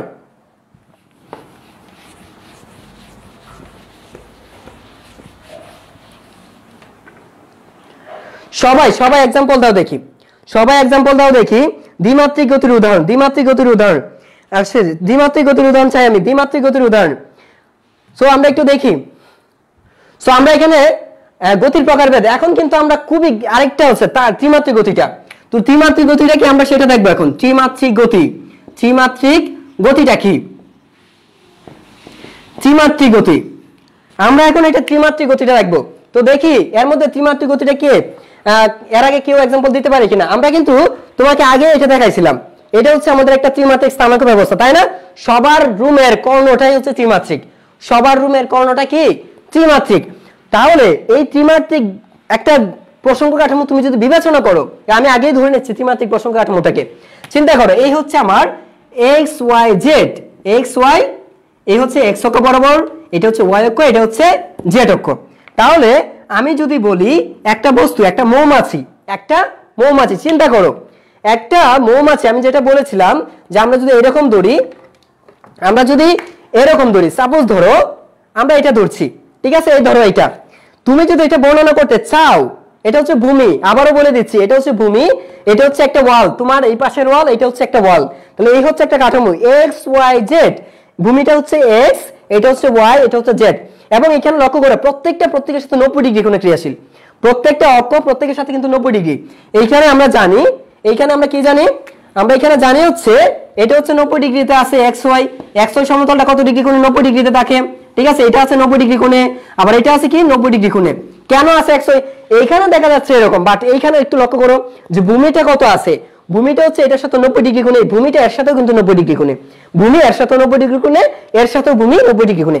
এর মানে হচ্ছে প্রত্যেকটা অক্ষ প্রত্যেকের সাথে 90 ডিগ্রি কোণে থাকে। এখন আমি যেটা বলেছিলাম যে তুমি যদি ধরো যে একটা মৌমাছি, একটা মশা, বা তুমি এই কলমটা এখান থেকে, এই যে কর্ণ, এই কলমটা এখানে ছিল, এই কলমটা এখানে উঠে আসছে, এই কলমটা এখানে উঠে আসছে, ঠিক আছে? তোমরা মৌমাছি একটা মাছই ধরো, একটা বলেই ধরো, এই বলটাকে যদি আমি এখানে রাখি, এই বলের অবস্থানটা যদি আমি বর্ণনা করতে হয়, এই বলের গতি যদি আমাকে বর্ণনা করতে হয়, রবার্তো কার্লোসের গোলটা তোমরা সবাই দেখে নিবা ভিডিওটা, রবার্তো কার্লোসের একদম ঐতিহাসিক একটা গোল, যে গোলটা আসলে অসম্ভাব্য, এরকম গোল পৃথিবীতে আর দ্বিতীয়টা হয় নাই রবার্তো কার্লোসের মতো। সো এটা হচ্ছে ত্রিমাত্রিক, 3 ডাইমেনশনাল ছিল, 3D। আমরা এখন যেটা বোঝাচ্ছি 3D ডাইমেনশন, 3D। তো 3Dটা এখানে বিষয়টা চিন্তা করো যে আমি কি করেছি, আমি কিন্তু এখানে একটা বস্তু রেখেছি, এই বস্তুটার অবস্থান গতি যদি বর্ণনা করতে হয়, এই বস্তুর গতি এখান থেকে বস্তুটা এখানে চলে আসলো, এখান থেকে একটা মৌমাছি এখানে উড়ে আসছে, অথবা তুমি ধরো তোমার রুমের কর্নার থেকে একটা মৌমাছি, তোমার মশা উঠছে, মশাটাও উঠছে। তো মশাটা যদি উঠতে থাকে, এখান থেকে আমি কিভাবে বলবো, দেখো একটা মশা যদি উঠতে থাকে, চিন্তা করো একটা ওয়ালের সাপেক্ষে কত, তোমার ডান পাশের ওয়ালের সাপেক্ষে কত, ঠিক আছে? তোমার মেঝে থেকে কত হবে সেটা চিন্তা করো। তুমি যে মেঝেটা আছে, যে ভূমি থেকে মশাটা কত উপরে উঠছে, এই যে বোর্ড, এই বোর্ড থেকে কতটুকু আছে, ওই পাশের যে ওয়াল আছে সেইখান থেকে কতটুকু দূরত্বে আছে, এই যে মশাটা উঠতেছে, মশার যে গতিটা আছে, সেই মশার গতিটা বর্ণনা করতে গেলে আমার এইটা লাগছে, আমার ওই ওয়ালটা লাগছে, ভূমি থেকে সে কত উচ্চতা আছে সেটাও লাগছে। এর মানে হচ্ছে আমার 3টা অক্ষই এখানে বিবেচনা করতে হচ্ছে একটা মশার গতি বর্ণনা করতে গেলে। হ্যাঁ, এখানে আমার 3টা অক্ষকেই বিবেচনা করতে হচ্ছে। এর মানে হচ্ছে মশাটা হচ্ছে কিনা ত্রিমাত্রিক স্থানাঙ্ক ব্যবস্থায় আছে, আর ত্রিমাত্রিক স্থানাঙ্ক ব্যবস্থায় মশাটা গতিশীল, এই জন্যই এই গতিকে বলবো আমরা ত্রিমাত্রিক গতি। তো আশা করি তোমরা বুঝে গেছো। এর মানে হচ্ছে যে সকল গতি আমরা তিনটা মাত্রার সাপেক্ষে বর্ণনা করতে পারি, যে সকল গতিশীল বস্তুর কোন গতিশীল বস্তুর গতি যদি আমরা তিনটা মাত্রার সাপেক্ষে বর্ণনা করি, এক্স ওয়াই জেড তিনটা মাত্রার সাপেক্ষে আমরা বর্ণনা করি, তাহলে ওইটাকে বলবো আমরা ত্রিমাত্রিক গতি। যেমন ধরো আমি এখানে বলছি কত, যে আমি যদি ধরি এইখান থেকে, যে এই বল থেকে এইখান থেকে এটা 2 মিটার দূরত্বে আছে, এইখান থেকে এটা 2 মিটার দূরত্বে আছে, এই বল থেকে এটা 1 মিটার দূরত্বে আছে, এইখানে ভূমি থেকে এটা 2 মিটার উচ্চতায় আছে। আবার চিন্তা করো যে এটা ভূমি থেকে 2 মিটার উচ্চতা আছে, এই যে বলটা দেখতে পাচ্ছ, এই যে বল, এই বল থেকে এটা 2 মিটার দূরত্বে আছে, এই থেকে এখানে 3 মিটার দূরত্বে আছে। তার মানে কি এইখান থেকে 2, এইখান থেকে 3, ভূমি থেকে ধরো 4, তার মানে তিনটা মাত্রার সাপেক্ষে তুমি এই গতিটা বর্ণনা করবে। তুমি যদি তিনটা মাত্রার সাপেক্ষে এর গতি বর্ণনা করতে পারো, তাহলে এটাই হচ্ছে আমার ত্রিমাত্রিক গতি। তো আশা করি তোমরা বুঝে গেছো। সো আমাকে একটু কমেন্টে জানাও যে তোমরা সবাই বুঝতে পেরেছো কিনা। দ্রুত একটু কমেন্ট করো, দ্রুত একটু কমেন্ট করো, সবাই এটা বুঝতে পেরেছো কিনা।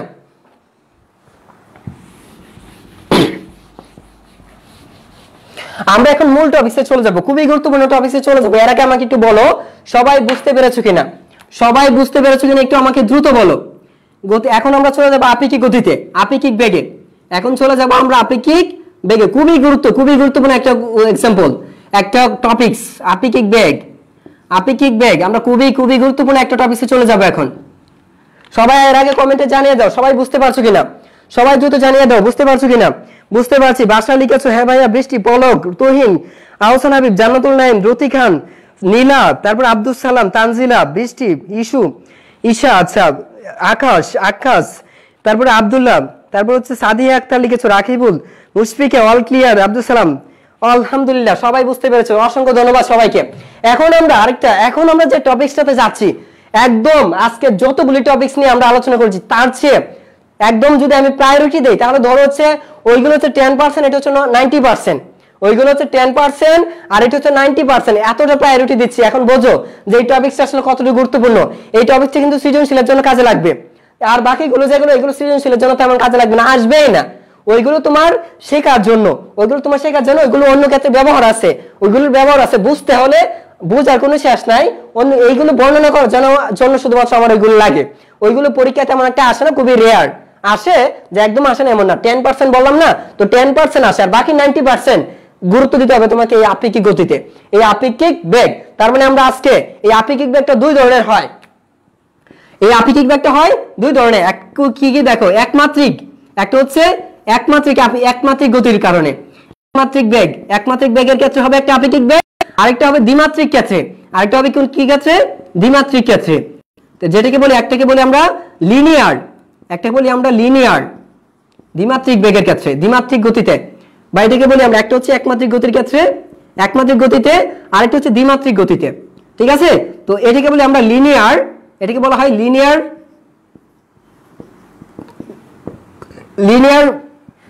ডাইমেনশন। যদি আমরা দেখি লিনিয়ার, আরেকটা হচ্ছে তোমার নন লিনিয়ার, একটা হচ্ছে লিনিয়ার, আরেকটা হচ্ছে নন লিনিয়ার, মানে একটা সরল রৈখিক, আরেকটা হচ্ছে সরল রৈখিক না,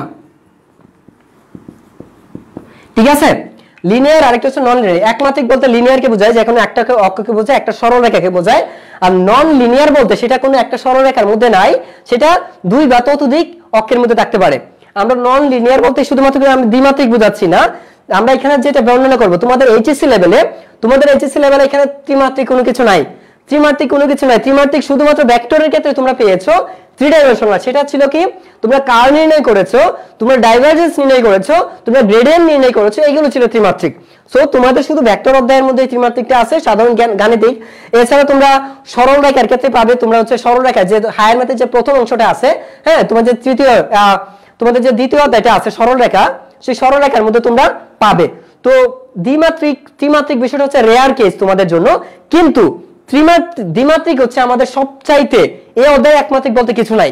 তোমাদের এইচএসসি লেভেলে একমাত্রিক বলতে কিছু নাই, একমাত্রিক আমরা কনভার্ট করতে পারি, কিন্তু একমাত্রিক আসলে প্রকৃতপক্ষে কিছু নাই, ঠিক আছে। সবই হচ্ছে, যত কিছু আমরা আলোচনা করব সবই হচ্ছে দ্বিমাত্রিক। তো আমরা কি কি দেখবো, একমাত্রিক গতিতে আপেক্ষিক বেগ নির্ণয় করব, দ্বিমাত্রিক গতিতে আপেক্ষিক বেগ নির্ণয় করব। একমাত্রিক আপেক্ষিক বেগটা সবার কাছেই সহজ, একমাত্রিক ক্ষেত্রে আপেক্ষিক বেগ সবার কাছে সহজ, এটা সবাই পারে। তারপর তোমরা যারা ভুলে গেছো তারা একটু মনে হয়ে যাবে, যারা ভুলে গেছো তাদের অবশ্যই মনে হয়ে যাবে। তো এখন আমরা যেটা করব সেটা দেখো, যে এখন একমাত্রিকটা আগে দেখি আমরা। একমাত্রিকটা কি? একমাত্রিকটা হচ্ছে, ধরো আপেক্ষিক বেগটা কি সেটা আগে বলে নেই। আপেক্ষিক বেগ হচ্ছে, তুমি যদি দেখো একটা গতিশীল বস্তুর সাপেক্ষে অপর একটা গতিশীল বস্তুর বেগ নির্ণয় করো, এটা হচ্ছে আপেক্ষিক বেগ। মানে হচ্ছে একটা বস্তুর বেগের সাপেক্ষে অপর বস্তুর বেগ তুমি নির্ণয় করছো। আবার বলছি, একটা বস্তুর সাপেক্ষে তুমি কি করছো? আরেকটা বস্তুর গতি তুমি বা বেগ তুমি নির্ণয় করছো। যেমন ধরো এই হচ্ছে একটা গাছ, এই হচ্ছে এখানে একটা গাছ আছে, ধরো এই হচ্ছে একটা গাছ, ঠিক আছে? এখানে একটা গাছ আছে। আর ধরো হচ্ছে এই হচ্ছে তুমি, এই হচ্ছে তুমি। গাছটা থেকে তুমি ধরো হচ্ছে, গাছটা থেকে তুমি যেভাবে যাচ্ছে, গাছ থেকে তুমি যেভাবে অগ্রসর হচ্ছে সেটা হচ্ছে 50 মিটার পার সেকেন্ড বেগে এগিয়ে যাচ্ছ। এই গাছ হতে তুমি যে বেগে যাচ্ছ সেটা হচ্ছে 50 মিটার পার সেকেন্ড। আর এই হচ্ছে ধরো তোমার বন্ধু আছে, এখানে আছে তোমার বন্ধু।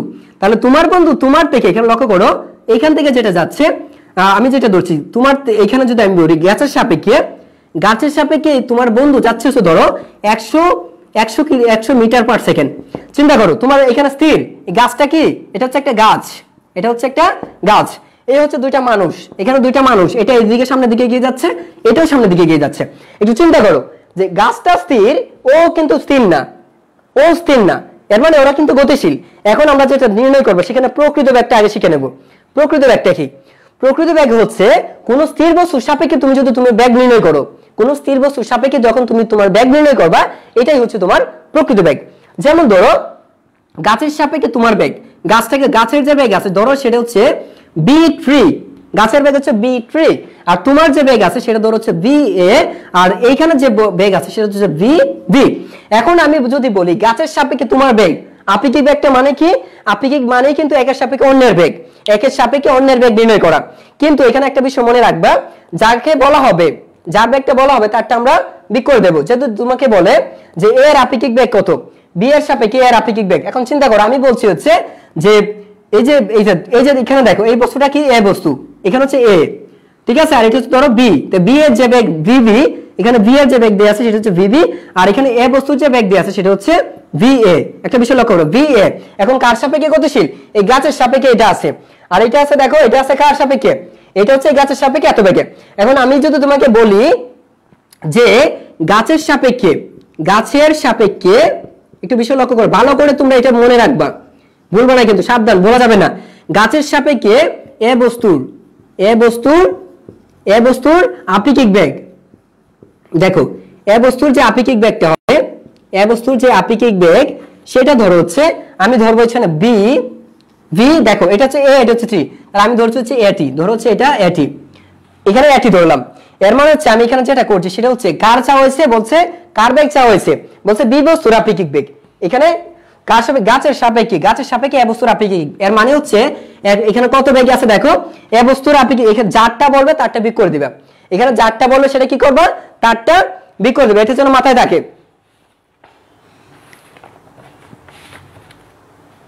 তো সবাই এখানে একটু ভালো করে লক্ষ্য করো। তো এখানে কি করছি আমরা, বলছি গাছের সাপেক্ষে এ বস্তুর আপেক্ষিক বেগ, তাহলে আমি লিখছি এটি, এটা হচ্ছে এর, এখানে টি এর সাপেক্ষে এর আপেক্ষিক বেগ, তার মানে হবে কত, ভি এ মাইনাস হচ্ছে ভি টি, ভিটি। এর মানে কত দেখো, এর মানে হচ্ছে 50 মাইনাস 0 ইজ ইকুয়াল টু হচ্ছে 50 মিটার পার সেকেন্ড। এটাকে বলে আমরা প্রকৃত বেগ। লক্ষ্য করো এখানে তো গাছের কিন্তু বেগ নেই, গাছের কত বেগ আছে, গাছটা তো স্থির অবস্থানে আছে, গাছটা স্থির অবস্থানে আছে, তাহলে কোন স্থির বস্তুর সাপেক্ষে, তাহলে এখানে গাছের যেটা আমরা এখানে এই যে বস্তুর, এটা কিন্তু তার প্রকৃত বেগ পেয়েছি, এখানে এটা কি তার প্রকৃত বেগ, তার মানে হচ্ছে এই যে এটা বেগ, এটা কিন্তু প্রকৃত বেগ বলবো আমরা। এই 50 metre per second, 50 metre per second, এটা হচ্ছে কি প্রকৃত বেগ, আমরা যেটা পেয়েছি এটা হচ্ছে প্রকৃত বেগ। এখন লক্ষ্য করো এইটার বেগ নির্ণয় করবো আমরা।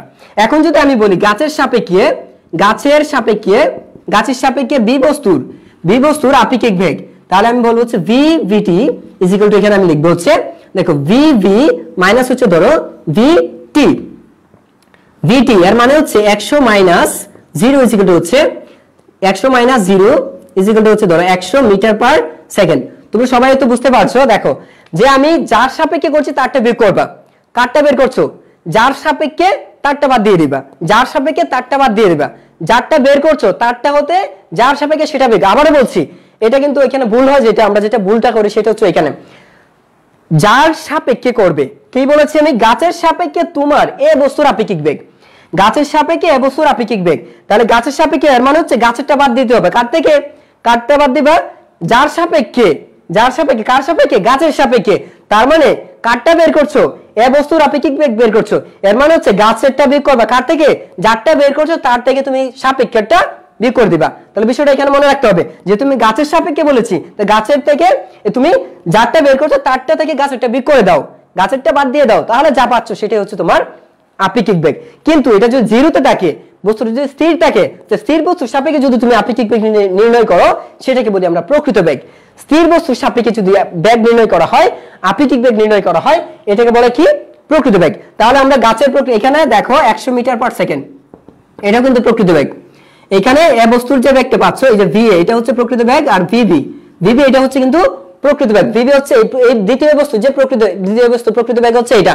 কেন? কারণ স্থির বস্তুর সাপেক্ষে বের করা হয়েছে। তাহলে আমরা কিন্তু প্রকৃত বেগ বের করছি, কিন্তু প্রকৃত বেগের সাপেক্ষে আমরা মূলত আপেক্ষিক বেগটা এখনো বের করে নাই। আপেক্ষিক বেগ যেটা সেটা এখন আমরা যাই নাই। তো দেখো সূত্রটা কিন্তু সেম, এখন আমরা করব। তো এইটুকু কে কে বুঝছো আমাকে একটু জানাও, তোমরা এইটুকু কে কে বুঝছো আমাকে একটু জানাও।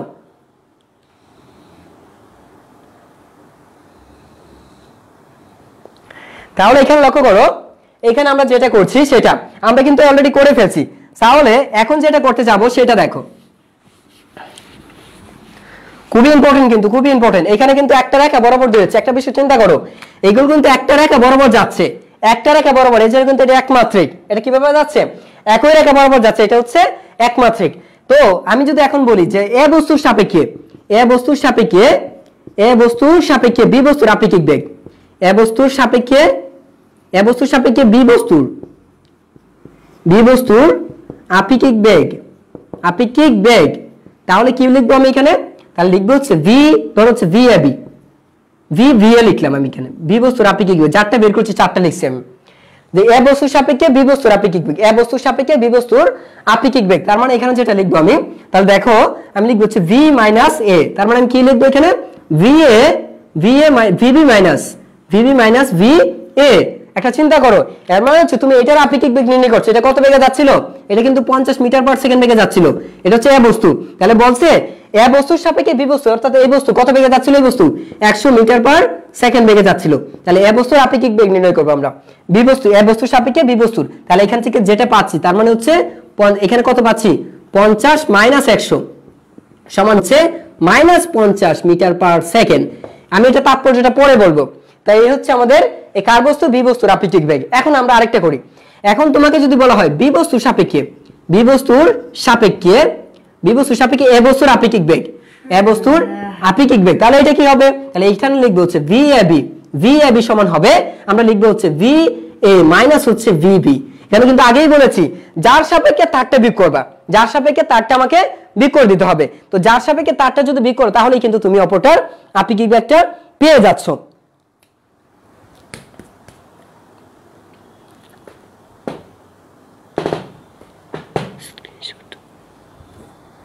তো আশা করি তোমরা এটা পেয়ে গেছো, তাই না?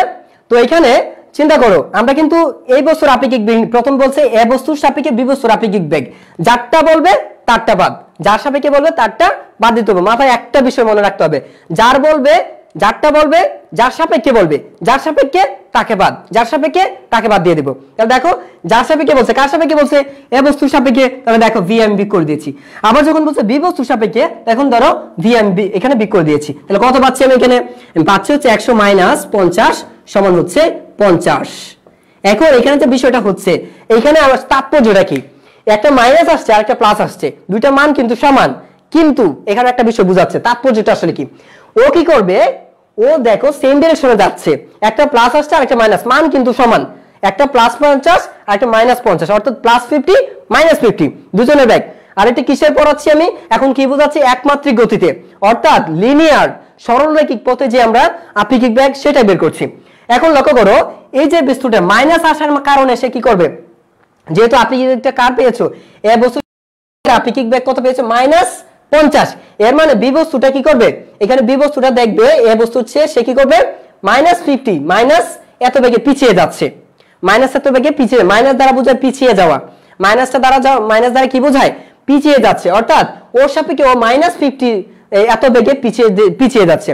আবার ও কি করবে, প্লাস পাওয়ার কারণে সে বুঝবে কি, প্লাস পাওয়ারটা এটা বোঝায় যে +50 বেগে ও কি করবে, ও দেখবে ওর সাপেক্ষে প্লাস 50 মিটার পার সেকেন্ড, বা এই যে এটা ও দেখবে ওর সাপেক্ষে, চিন্তা করো আমরা কিন্তু আগে কোনটা বের করেছিলাম, বি বস্তুটা এটা, এর মানে ও কিন্তু দেখতেছে -50 মিটার পার সেকেন্ড বেগে পিছিয়ে যাচ্ছে। মাইনাস থাকার কারণে সে বুঝতেছে পিছিয়ে যাচ্ছে, আর ওর ক্ষেত্রে প্লাস আসার কারণে সে বলতেছে কি, সে বুঝতেছে কি সে 50 মিটার পার সেকেন্ড সামনের দিকে এগিয়ে যাচ্ছে, সামনের দিকে এগিয়ে যাচ্ছে। তো প্লাস মাইনাস দ্বারা আশা করি এটা বুঝে যাবা। তোমরা যদি আপেক্ষিক বেগটা বের করে তোমরা এরকম দেখবা, দেখলে যদি দেখো প্লাস আসছে, প্লাস আসা মানে সে সামনের দিকে এগিয়ে যাচ্ছে, আর যদি মাইনাস আসে তাহলে বুঝবে সে সামনে পেছনের দিকে পিছিয়ে যাচ্ছে। ঠিক আছে, কার থেকে পিছিয়ে যাচ্ছে, এই বস্তু থেকে ও পিছিয়ে যাচ্ছে। আর প্লাস আসা মানে বোঝাচ্ছে, এই বস্তু প্লাস আসা মানে বোঝাচ্ছে যে এর থেকে ও সামনের দিকে এত দিকে এগিয়ে যাচ্ছে, কিন্তু তারা সমান, তারা হচ্ছে সমান। এই ছিল আমাদের একমাত্রিক গতির ক্ষেত্রে। এখন একমাত্রিক গতির ক্ষেত্রে এখন দেখো যদি এরকম হয়, এটা হচ্ছে একই দিকে গেলে, যদি একই দিকে যায় তাহলে দেখা যায় এরকম, তাহলে সমান। কিন্তু যদি তারা বিপরীত দিকে ছুটে তাহলে কি হবে, ধরো এটা কিন্তু একদিকে, এখন যদি ধরো যে ওই দিকে যাচ্ছে, একটা বিষয় চিন্তা করো, সাইন চেঞ্জ করে ফেলছি, এর মধ্যে আমাকে একটু দ্রুত জানিয়ে দাও সেম ডিরেকশনে তোমরা বুঝছো কিনা। একমাত্রিক গতির ক্ষেত্রে যদি একই রেখা বরাবর থাকে, যদি সরল রেখা বরাবর থাকে, তাহলে তোমরা বুঝছো কিনা একটু দ্রুত কমেন্টে জানিয়ে দাও, তাহলে আমি রিভার্সে যেতে পারি, তাহলে আমি এর বিপরীত প্রক্রিয়াটা করতে পারি। দ্রুত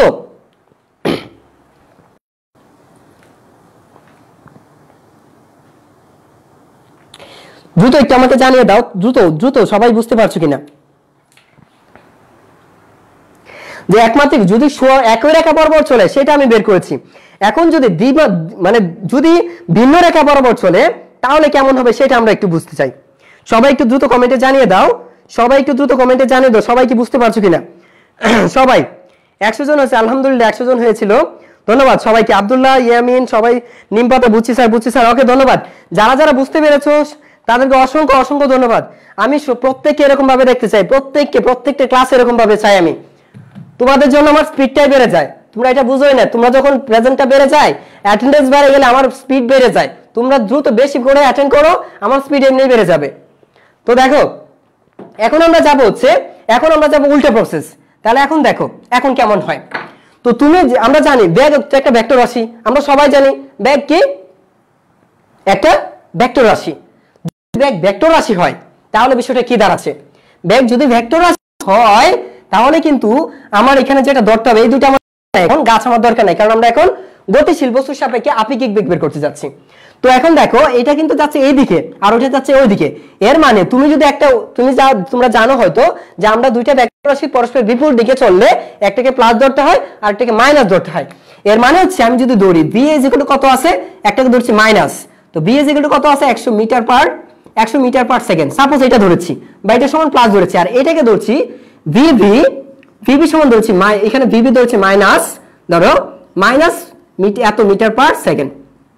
চিন্তা করো যেহেতু পরস্পর বিপরীত দিকে যাচ্ছে, এর মানে আমার একটা প্লাস ধরলে অপরটা মাইনাস ধরতে হবে, একটা প্লাস ধরলে অপরটা কি করতে হবে, মাইনাস ধরতে হবে। তাহলে আমি কি করেছি, একমাত্রিক গতির ক্ষেত্রে দুইটা গতিশীল বস্তু যখন পরস্পর অপোজিটে চলবে, পরস্পর বিপরীত দিকে ছুটবে, একই রেখা বরাবর ছুটবে, একমাত্রিক গতিতে ছুটবে, তখন তাদের আপেক্ষিক বেগটা কেমন হয় আমরা সেটা এখন দেখব। তাহলে বিষয়টা চিন্তা করো, এখন কি হয়, এ বস্তুর সাপেক্ষে বি বস্তুর আপেক্ষিক বেগ, এ বস্তুর সাপেক্ষে বি বস্তুর আপেক্ষিক বেগ।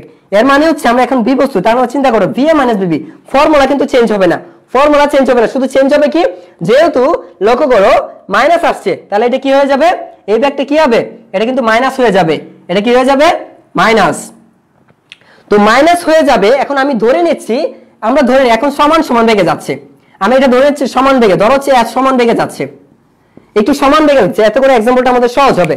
তার মানে এটা 100 মিটার পার সেকেন্ড, ওটা 100 মিটার পার সেকেন্ড বেগে এইদিকে যাচ্ছে, আর ওটা 100 মিটার পার সেকেন্ড বেগে ওইদিকে যাচ্ছে, দুইটা সমবেগে যাচ্ছে কিন্তু বিপরীত দিকে, দুইটা সমবেগে যাচ্ছে কিন্তু সেটা বিপরীত দিকে যাচ্ছে। যদি দুইটা সমবেগে দুইটা বিপরীত দিকে অসমবেগে হতে পারে, ডাজন্ট ম্যাটার, আমি সমবেগ দিয়ে বুঝাচ্ছি তাহলে সহজ হবে তোমাদের জন্য। তাহলে বিষয়টা চিন্তা করো, তাহলে আমরা যদি এখানে সমবেগে চলে তাহলে এটা এখানে কি হবে, তাহলে এখানে যেটা লিখতে হবে সেটা হচ্ছে, চিন্তা করো -v -VA।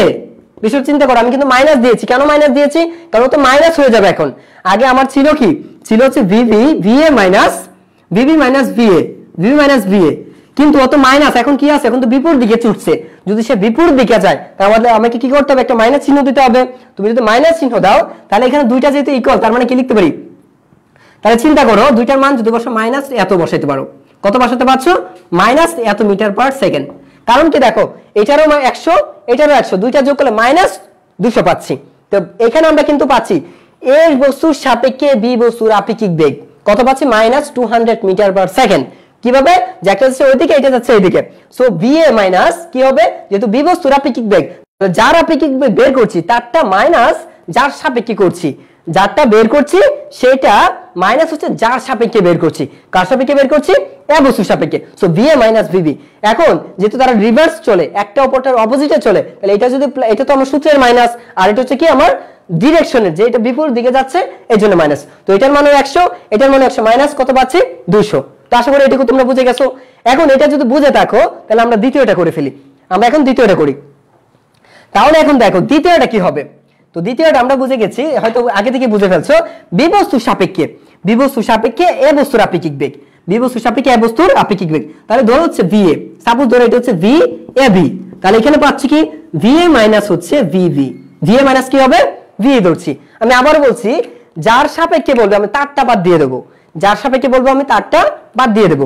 এখন চিন্তা করো এখানে কত দেয়া আছে, এটার মান কত আছে 100, এটার মান কত আছে 100। এখন এটা যদি মাইনাস থাকে, চিন্তা করো এটা যদি মাইনাস থাকে, এটা তো মাইনাস তাই না, তো আমার এটা কিন্তু আমার এইভাবে দিলে হবে না, আমার হচ্ছে minus into minus VA, minus into minus VV. চিন্তা করো আমি কিন্তু এখানে মাইনাস দিয়েছি, কেন মাইনাস, কারণ এটা তো নেগেটিভ আছে, এটা নেগেটিভ হবে। তাহলে কি হয়ে যাচ্ছে এখানে, তো VA plus VV, VA plus VV হয়ে যাচ্ছে। এর মানে কি পাচ্ছ তুমি 200 মিটার পার সেকেন্ড। এখন দেখো আগে যেমন পেয়েছি তেমনই পেয়েছি, একটা প্লাস আর একটা মাইনাস, কিন্তু হচ্ছে এখন যেটা দেখতে পাচ্ছি যে এখন কিন্তু তার দ্বিগুণ বেগে, যদি সমবেগে চলে, রিভার্স যদি চলে, যদি দুইটা বস্তু বিপরীত দিকে চলে, তাহলে হয় দ্বিগুণ বেগে পিছিয়ে যাবে, নয়তো দ্বিগুণ বেগে সামনের দিকে এগিয়ে যাবে। এর মানে বোঝাচ্ছে ও দ্বিগুণ বেগে সামনের দিকে এগিয়ে যাচ্ছে, আর ওইটা দ্বারা বোঝাচ্ছে দ্বিগুণ বেগে পিছনের দিকে পিছিয়ে যাচ্ছে। আশা করি তোমরা এটা বুঝে গেছো। এটা হচ্ছে প্লাস আসার কারণে আমরা বুঝতে পারছি এই বস্তুটা ওর চেয়ে ও দেখবে, ও দেখতে থাকবে কি ওর চেয়ে সে দ্বিগুণ বেগে সামনের দিকে এগিয়ে যাচ্ছে, আর ও দেখছে মাইনাস আসার কারণে, ওর মানটা মাইনাস আসার কারণে ও দেখছে ওর থেকে সে দ্বিগুণ বেগে পিছিয়ে যাচ্ছে। তো ঠিক আছে, তো আমাদের মাইনাস এবং প্লাসের তাৎপর্যটা বুঝতে পেরেছি। তো যারা বুঝতে পেরেছে অসংখ্য ধন্যবাদ। এটা ছিল আমাদের একমাত্রিক গতির ক্ষেত্রে, এটা ছিল আমাদের একমাত্রিক গতির ক্ষেত্রে। এখন যদি যাই হোক, আমরা এটা ছিল কি একমাত্রিক গতির ক্ষেত্রে হলো, এখন আমরা যাবো হচ্ছে দ্বিমাত্রিক গতির ক্ষেত্রে। দ্বিমাত্রিক অর্থাৎ নন লিনিয়ার ক্ষেত্রে কেমন হবে। সো তোমরা ভেক্টর যারা করে আসছো এখন কিন্তু খুব ইজি হয়ে যাবে। দ্বিমাত্রিক গতিগুলি কিন্তু আমরা ভেক্টরের সাহায্যে বের করতে জানি। যেমন ধরো আমরা এখন করতে যাব, সো যারা একমাত্রিক গতির ক্ষেত্রে আপেক্ষিক বেগটা বুঝেছো তারা আমাকে দ্রুত একটু কমেন্টে জানিয়ে দাও, কেননা এটা কিন্তু খুবই গুরুত্বপূর্ণ, আপেক্ষিক বেগটা। সো এটা ইগনোর করো না, সবাই একটু আমাকে জানিয়ে দাও সবাই বুঝতে পারছো কিনা। যদি না বুঝো আমি আবার বলে দেবো, না বুঝলে আমি আবার বলো, দ্রুত আমাকে জানিয়ে দাও।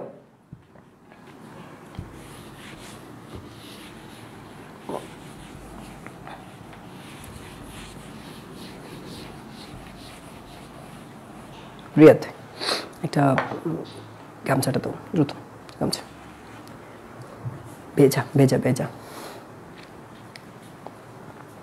হালকা।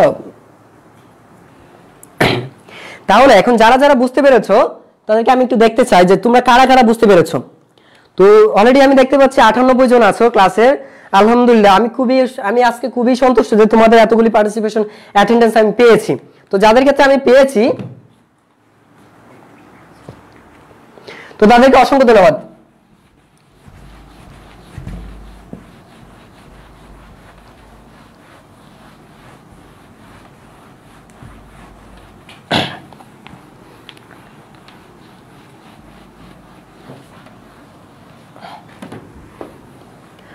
সো আমরা এখন যারা বুঝতে পেরেছো, সাদিয়া, স্বপ্নপুরী, মেহেদি হাসান বুঝি নাই, ইয়ামিন লিখেছো বুঝো নাই, আচ্ছা দাঁড়াও ভাইয়া আমি বুঝাচ্ছি, একটু বলে দিচ্ছি তারপরেও। তো জি ভাইয়া আচ্ছা আলহামদুলিল্লাহ। যারা এখানে জয়েন করেছো, নিউটন শোনো এখন কোনো, আচ্ছা তোমরা এখানে কোনো ফাজলামি করো না, নিউটনকে তোমরা খেপাচ্ছ, কিন্তু নিউটনকে তোমরা খেপায় না। নিউটন কিন্তু আমার খুবই ফেভারিট স্টুডেন্ট হয়ে গেছে, বুঝছো, কারণ ওর নামটার জন্য কিন্তু আমার কাছে মানে ফেভারিট, ও তো আমার কাছে সেলিব্রিটি হয়ে গেছে, আর কিছু না, বুঝতে পারছো। তোমরা ওকে খেপায় না। তো এখন বিষয়টা হচ্ছে তোমরা আব্দুল্লাহ বলেছিলে ভাই বুঝি নাই, ভাই এটা শুধু মনে রাখবা, শুধু একটা জিনিস মনে রাখবা, আপেক্ষিক বেগ বলতে এইটুকু শুধু মাথায় রাখবা, তুমি ওকে যদি যার সাপেক্ষে বলবে তুমি তাকে বাদ দিয়ে দাও, যার সাপেক্ষে বলবে তুমি তাকে বাদ দিয়ে দিবা। কোথায় থেকে বাদ দিবা, তারটা বের করছো তারটা, তোমাকে যদি বলা হয় এ থেকে এর সাপেক্ষে বি এর, এর সাপেক্ষে বি কার সাপেক্ষে বলছে এর সাপেক্ষে, তাহলে এ তুমি বি থেকে বাদ দিয়ে দিবা। তোমাকে যদি বলা হয় বি এর সাপেক্ষে এর আপেক্ষিক বেগ, তাহলে তুমি বি থেকে কার বলছি বি এর সাপেক্ষে এর আপেক্ষিক বেগ, তার মানে এ এর থেকে তুমি বি বাদ দিয়ে দিবা। যার সাপেক্ষে বলবে তুমি তাকে কি করবা মাইনাস করে দিবা, যার সাপেক্ষে বলবে তাকে মাইনাস। আর যদি রিভার্স চলে তাহলে একটা প্লাস আর একটা মাইনাস আগে থেকে ধরে নিবা, ঠিক আছে।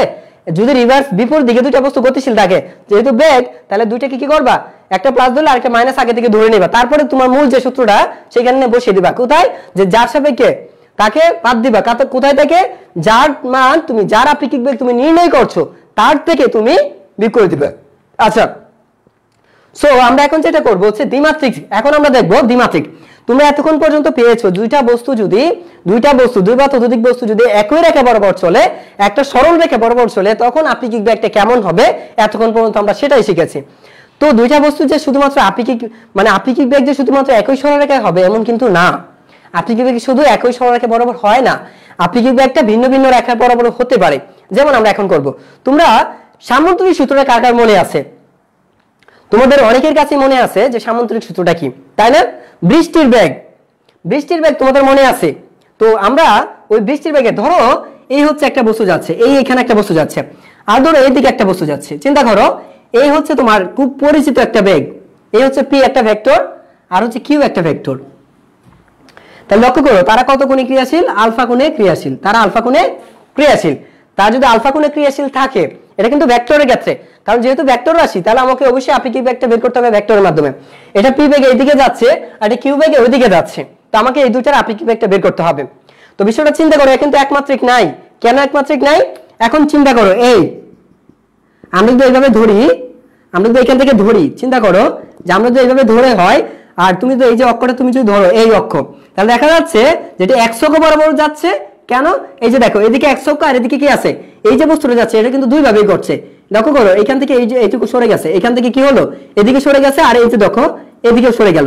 তার মানে সে x অক্ষ বরাবর সরণ করছে বা বেগের পরিবর্তন হচ্ছে, y অক্ষ বরাবর তার বেগের পরিবর্তন হচ্ছে।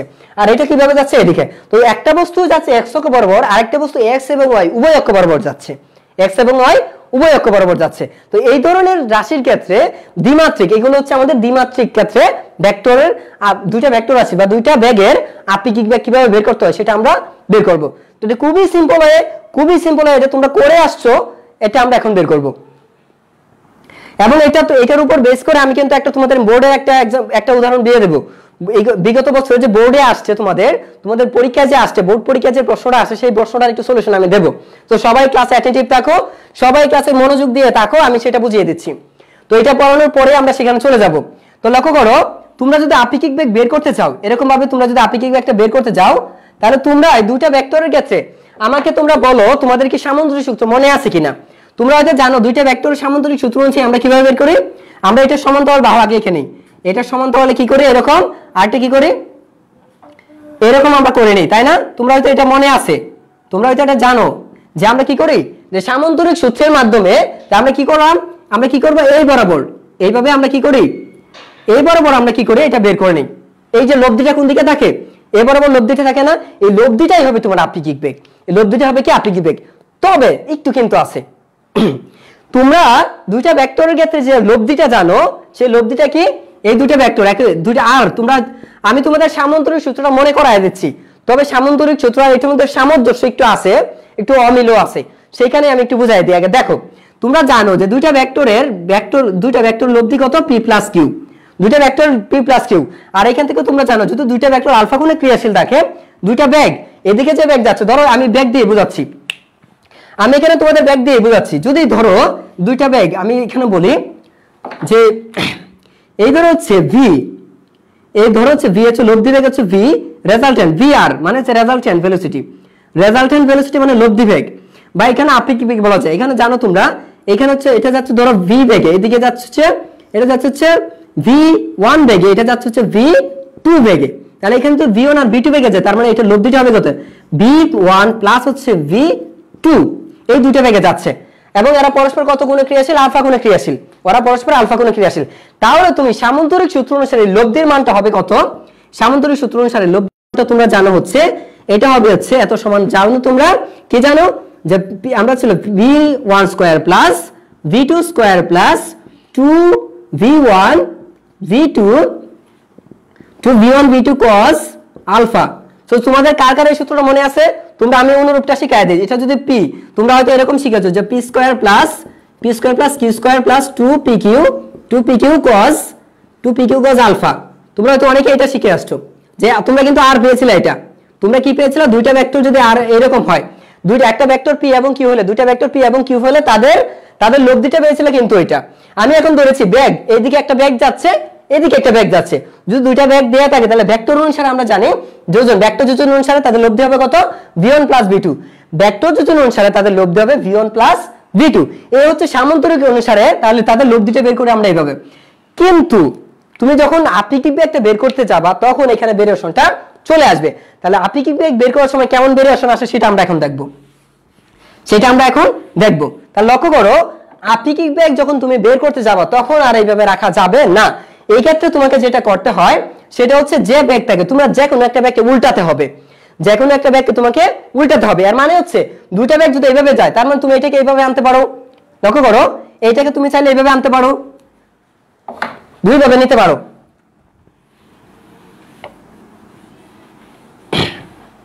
তাহলে তুমি কিন্তু এইদিকে দেখো, তুমি কিন্তু চাইলে এটাকে এইভাবে আনতে পারো, রিভার্স। চিন্তা করো, v2 ছিল ওইদিকে, তার মানে এখন কি আসছে? Minus v2। এখন হয়ে গেছে কি? Minus v2। তার মানে তুমি এটাকে চাইলে এদিকে আনতে পারো। যদি তুমি চাও যে আমি এটা আনবো না, তাহলে তুমি এই যে ব্যাগটা দেখতে পাচ্ছ, তুমি চাইলে এদিকে এটাকে এইভাবে সরিয়ে নিতে পারো। তাহলে এটা হয়ে যাবে কি? মাইনাস v1 হয়ে যাবে, মাইনাস v1। এর মানে হচ্ছে তোমার ইচ্ছে মতো তুমি নিতে পারো। যে কোনো একটা ব্যাগকে ডিরেকশন চেঞ্জ করতে হবে, যে কোনো একটা ব্যাগের ডিরেকশনটা তোমাকে চেঞ্জ করতে হবে। তাহলে আমি যেটা করব, দেখো আমি যেটা করব সেটা হচ্ছে এটাই করি, আমি এটাই করলাম ধরো, বা অথবা এটা করলাম, এটা বাদ দিয়ে দিলাম, এটা আমি বাদ দিয়ে দিচ্ছি। এটা যদি আমি বাদ দিয়ে দিই তাহলে কি পাচ্ছি দেখো। এখন লক্ষ্য করো যে এখন কিন্তু আগে ছিল v2, এখন হয়ে গেছে কি? Minus v2। কারণ ছিল হচ্ছে এদিকে, এখন চলে আসছে এদিকে, ডিরেকশন পরিবর্তন করলো। আর ডিরেকশন পরিবর্তন করলে এরকম হয়ে যাবে। এখন আমরা যদি এটা যে লব্ধিটা হবে, চিন্তা করো, এইটা যদি এখানে চিন্তা করো, এই যে টোটালটা, এইটুকু হচ্ছে কত? আলফা। তাহলে তুমি চিন্তা করো টোটালটা কত? এখানে এই টোটালটা হচ্ছে 180। টোটালটা হচ্ছে কত? 180। এই টোটালটা হচ্ছে 180। তার মানে এখন যে কোনটা পাচ্ছ সেটা হচ্ছে থিটা। আর ধরো থিটা মানে হচ্ছে 180 মাইনাস হচ্ছে আলফা। অ্যাঙ্গেল কিন্তু পরিবর্তন হবে। আগে ছিল তোমার এইটুকু হচ্ছে আলফা, এটুকু হচ্ছে কি? আলফা। কারণ এটা এইদিকে আর এইদিক বরাবর যে মধ্যবর্তী কোণ ছিল সেটা ছিল আলফা। কিন্তু এখন তুমি যেহেতু ডিরেকশন চেঞ্জ করছো, কোথায় দেখে? তুমি কিন্তু 180 ডিগ্রি কোণে ঘুরিয়ে দিয়েছো। কত ডিগ্রি? আপেক্ষিক বেগ বের করতে গেলে অ্যাঙ্গেলটাকে 180 ডিগ্রি কোণে ঘোরাতে হয়। আমি আবারও বলছি, একটু পানি খেয়ে নেই।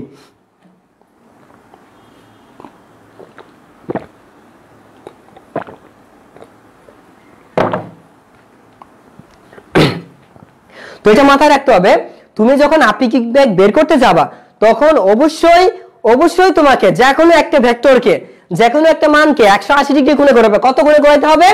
180 ডিগ্রি কোণে। আবারও বলছি, কোনো একটা ভেক্টরের তুমি যদি আপেক্ষিক বেগ বের করতে যাও তখন অবশ্যই তোমাকে যে কোনো একটা মানকে হয় v1 নয়তো v2, হয় v1 নয় v2, একটাকে 180 ডিগ্রি কোণে ঘোরাবে।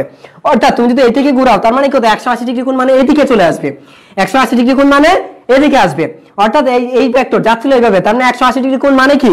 এই ভেক্টর ডিরেকশন দেখো চেঞ্জ হয়ে যাচ্ছে। এই দেখো যাচ্ছিল কোন দিকে, ভেক্টর ডিরেকশন কোন দিকে আছে? এই হচ্ছে ডিরেকশন নির্দেশ, এই হচ্ছে ডিরেকশন। এখন তুমি চিন্তা করো 180 ডিগ্রি কোণ মানে কি? এইভাবে ঘোরাচ্ছ, আর এইভাবে ঘোরাচ্ছ মানে কি? এইদিকে চলে আসছে। চিন্তা করো এদিকে চলে আসলো। এই হচ্ছে একটা অপশন। আরেকটা অপশন হচ্ছে এটা কিন্তু v1, এটা হচ্ছে v1 ভেক্টর। অথবা তুমি এই যে যাচ্ছে কোনটা, এদিকে দেখো ডিরেকশন কোন দিকে আছে এটা, তুমি যদি 180 ডিগ্রি কোণে ঘুরিয়ে দাও, এই ঘুরে গেল। কত ডিগ্রি কোণে ঘুরলো? 180 ডিগ্রি কোণে। এর মানে হচ্ছে নতুন যে থিটাটা পাচ্ছ, কত? এই থিটাটা তো এটা, এই থিটা মানে কোনটা? এইটুকু কোণ, এইটুকু। এর মানে 180 মাইনাস হচ্ছে আলফা, 180 মাইনাস আলফা সমান কি? থিটা পাচ্ছ। সো এটা মনে রাখতে হবে। এখন আমি যে এটা বের করে ফেলছি, এটা যদি আমি বের করে ফেলি, এখন লক্ষ্য করো আমরা কিন্তু এখানে মান পেয়ে গেছি। থিটা সমান পেয়েছি কত?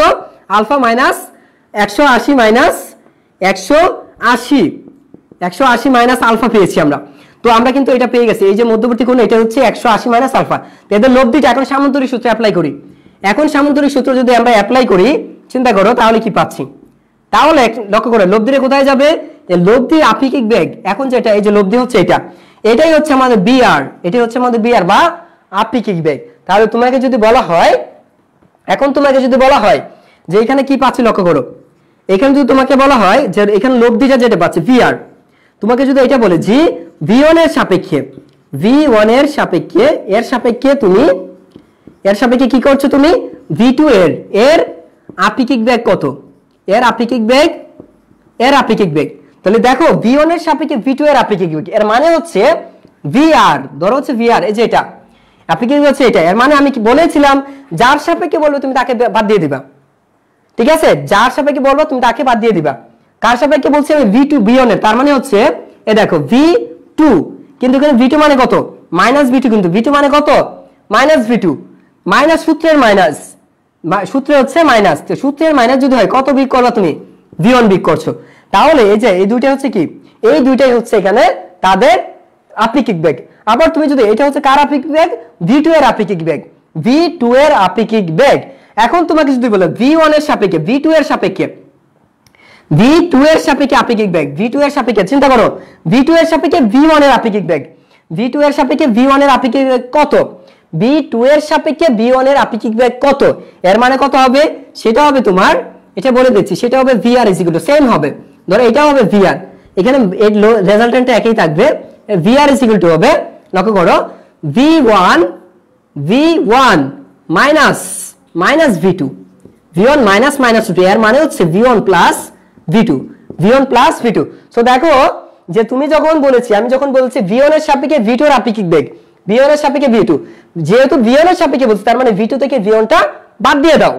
আর তোমাকে যদি বলি V2 এর সাপেক্ষে V1 এর আপেক্ষিক বেগ কত, V2 এর সাপেক্ষে V1 এর আপেক্ষিক বেগ কত, তাহলে V2 থেকে তুমি এইটা বাদ দিয়ে, এটা যেহেতু এর সাপেক্ষে বলছি তাহলে V2 কে তুমি কি করবে V1 থেকে বাদ দিয়ে দাও, তাহলে এটাই হচ্ছে তোমার আপেক্ষিক বেগ।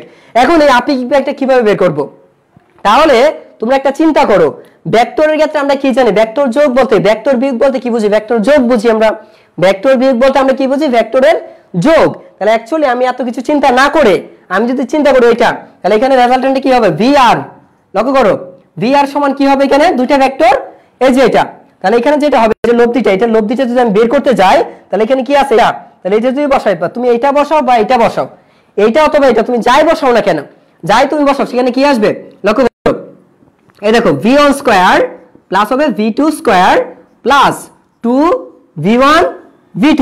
এখন কেন V1 V2 হবে, কারণ এখানে হবে V1 V2 এখানে, আর এখানে একটা চিহ্নের একটা পরিবর্তন হতে পারে।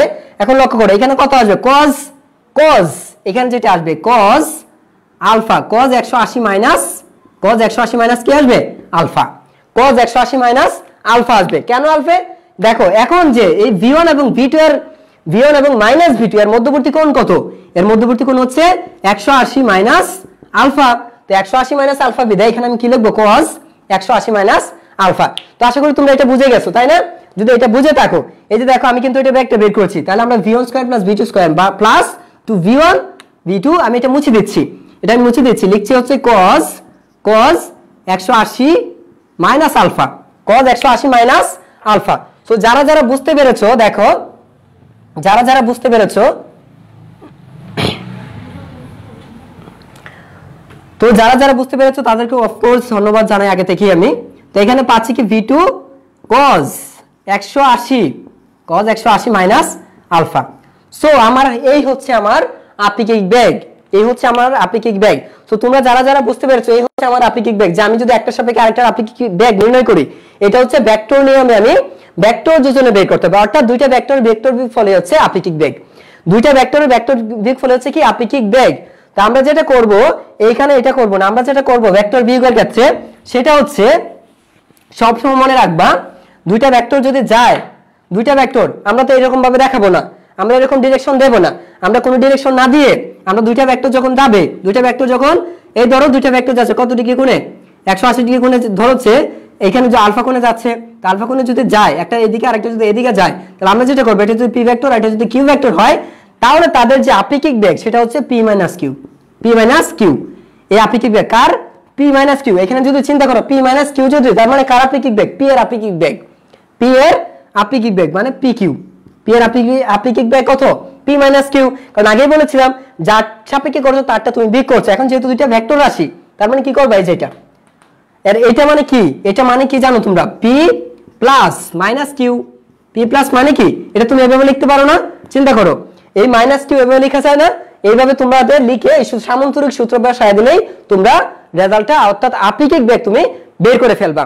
সো এখন একটু আমরা পার্থক্যটা দেখি যে সামান্তরিক সূত্রে এবং আপেক্ষিক বেগ নির্ণয়ের ক্ষেত্রে পার্থক্যটা কোথায়, বেসিক পার্থক্যটা।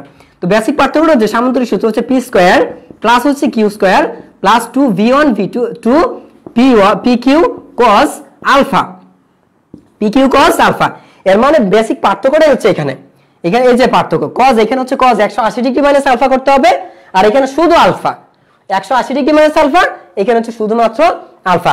সো তোমরা একটু আমাকে কমেন্টে জানিয়ে দাও যে তোমরা এই আপেক্ষিক বেগটা বুঝতে পেরেছো কিনা, সবাই একটু দ্রুত কমেন্টে জানিয়ে দাও। হ্যাঁ এখানে এ আমি লিখেছো a প্লাস বি, হ্যাঁ এর সূত্র ব্যবহার করতে হয়। আমার ব্রেন কাঁদতেছে। দিশা ধন্যবাদ, আমাদের ক্লাস শেষ, আর করাবো না তোমাদের, আর করাবো না। আজকে ম্যাথ করাতে যাচ্ছিলাম একটা, কিন্তু অনেক লং টাইম, অনেক কিছু বোঝানো ছিল। সো যারা যারা বুঝতে পেরেছো একটু কমেন্টে জানিয়ে দাও আমাকে। ক্লাস শেষ, ক্লাসের কাজ শেষ, এখন তোমরা একটু আমাকে জানিয়ে দাও। একটা ম্যাথ করানোর ইচ্ছে ছিল, ম্যাথ করাবো না আজকে, কারণ লং টাইম ক্লাস হয়ে গেছে, অনেকেই মাথার উপর দিয়ে চলে যাবে। সো আমি যত চিৎকারই করি না কেন, যদি মাথার উপর দিয়ে চলে যায় তাহলে কিছু করার নাই। সো প্লিজ একটু কমেন্টে জানিয়ে দাও যে তোমাদের হয়েছে কিনা, তোমাদের হয়েছে কিনা একটু দ্রুত আমাকে কমেন্টে জানিয়ে দাও। সো তোমরা যারা যারা ক্লাস করেছো আজকে তোমাদেরকে অসংখ্য ধন্যবাদ জানাই। আর আমি please keep it up, keep it up. আমি চাই না এইরকম ভাবে রিডিউস হোক, আমি যেন তোমাদেরকে 20 জন 30 জনের কাতারে না দেখি, আমি যেন এরকম 50 প্লাস দেখতে পাই প্রতিদিন। আজকে 107 জন হয়েছে, আমি দেখেছি 107 জন, 107 জন না, প্রতিদিন যেন বাড়ে, এটা ইনক্রিজ যেন হয়। আমি চাই আমার বিনামূল্যে যে শিক্ষা কার্যক্রম তোমরা এটা ছড়িয়ে দাও সারা বাংলাদেশে, এটা যেন তোমাদের বন্ধুরা, তোমাদের বন্ধু থেকে এর পরের বন্ধুরা, এটা যেন একের থেকে অন্য, অন্য থেকে অন্যের মাধ্যমে ছড়িয়ে যায়। আমার যে কষ্টটা, আমি যে এতটা কষ্ট করি তোমাদের জন্য, এই যে চিৎকার চেঁচামেচি করি, এটা আমি যেন সফল হই, এটা একটাই লক্ষ্য। আমার এই বিনামূল্য কার্যক্রম যেন সবাই গ্রাম থেকে গ্রামান্তরে ছড়িয়ে যায়, সবাই যেন এর মাধ্যমে উপকৃত হয়। এইখানে আমি সার্থকতা, আমার যে টিচিং এর যে এটা আমার প্যাশন ছিল, এটাই এখানে আমার সার্থকতা, এটাই হচ্ছে আমার তৃপ্তি। সো আমি এটা তোমাদের প্রত্যেকের কাছে আমার রিকোয়েস্ট থাকবে, প্রত্যেকেই আন্তরিকভাবে সবাই একটু কাজ করো, সবাই একটু আমাকে হেল্প করো, আমি যেন সবার কাছে পৌঁছাতে পারি। সবাইকে ধন্যবাদ, আল্লাহ হাফেজ, সবাই ভালো থাকে। ইনশাআল্লাহ নেক্সট টাইম আবার দেখা হবে ভালো কোনো টপিকস নিয়ে। আল্লাহ হাফেজ।